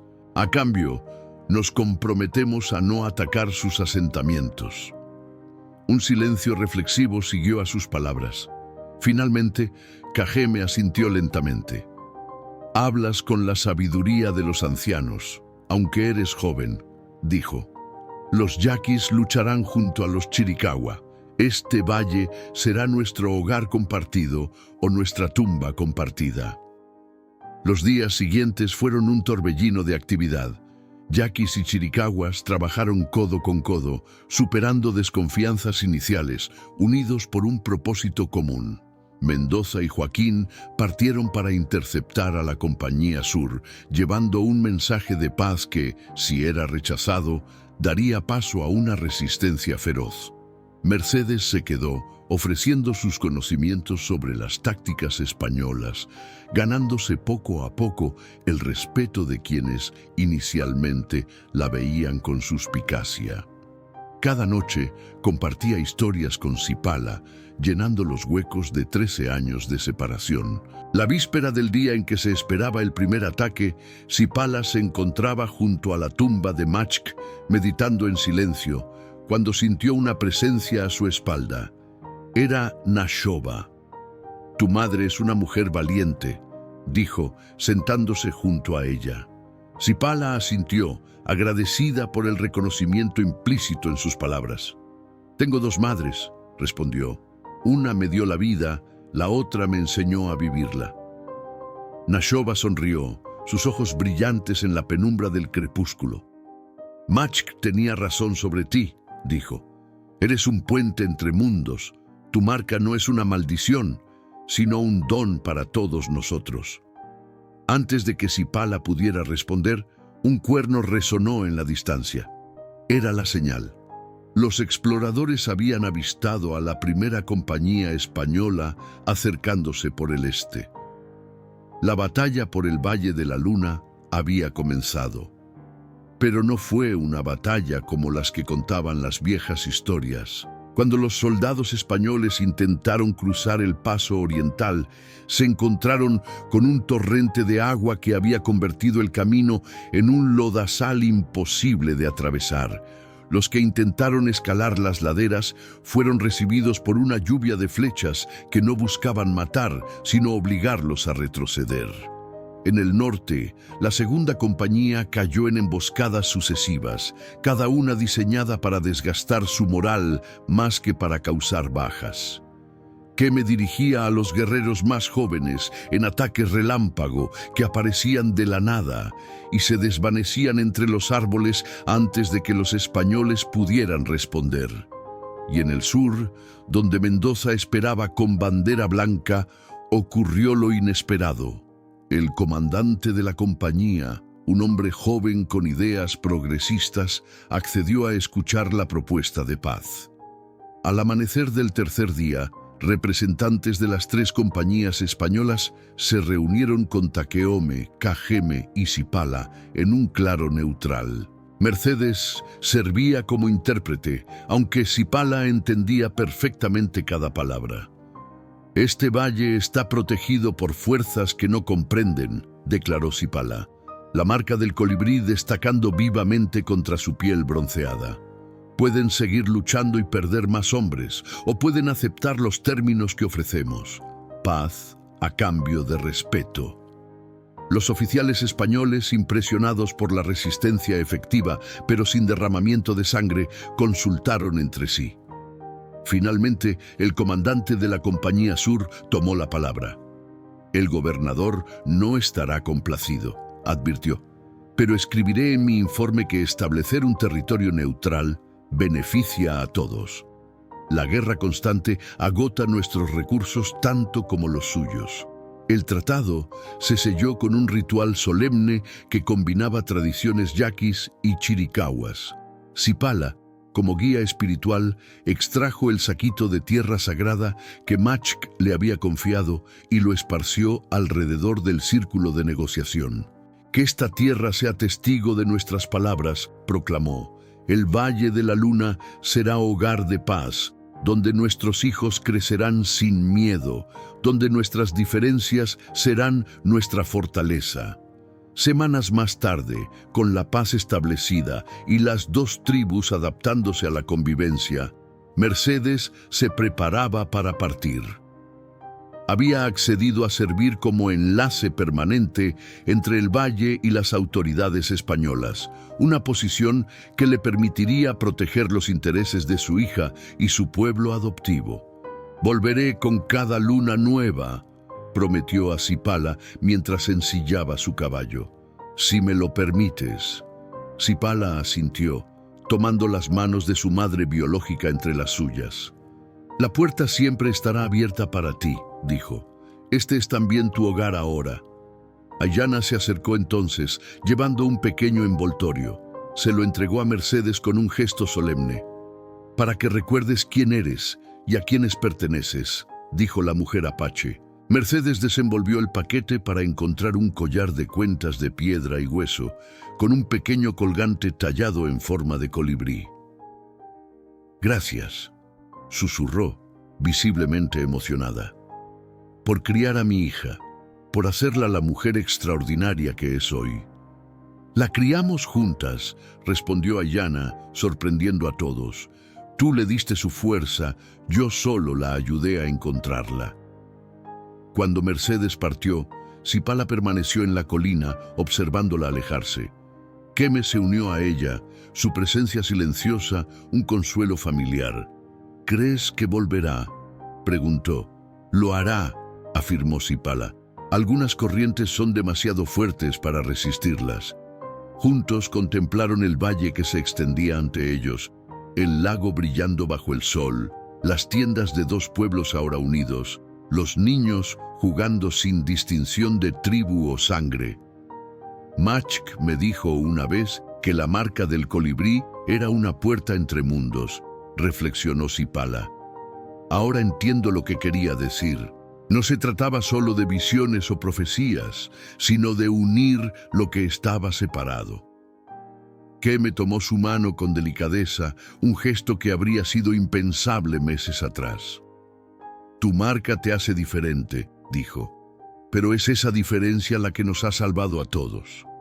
Cipala sonrió, sintiendo la marca palpitar suavemente en su mejilla, no con urgencia como durante el peligro, sino con la cadencia serena de una promesa cumplida.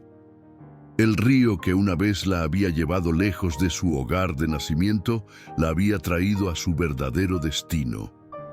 Y aunque su camino había estado marcado por el abandono y el dolor, ahora veía que cada paso había sido necesario para llegar a este momento, a este lugar donde ya no era la niña abandonada ni la extraña temida, sino Cipala, la hija del colibrí, puente entre mundos, guardiana de la paz. Mientras el sol descendía tras las montañas, tiñendo el valle de la luna con tonos dorados y cobrizos, Cipala cerró los ojos y sintió la presencia de Machk, su guía espiritual, y la de todos los ancestros que habían velado su camino.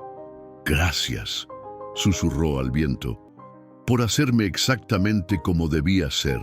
Y el viento, como si respondiera a su gratitud, sopló suavemente, llevando el eco de su voz hacia el infinito cielo donde los espíritus danzaban con alas de colibrí, celebrando el nacimiento de una nueva era de esperanza y entendimiento.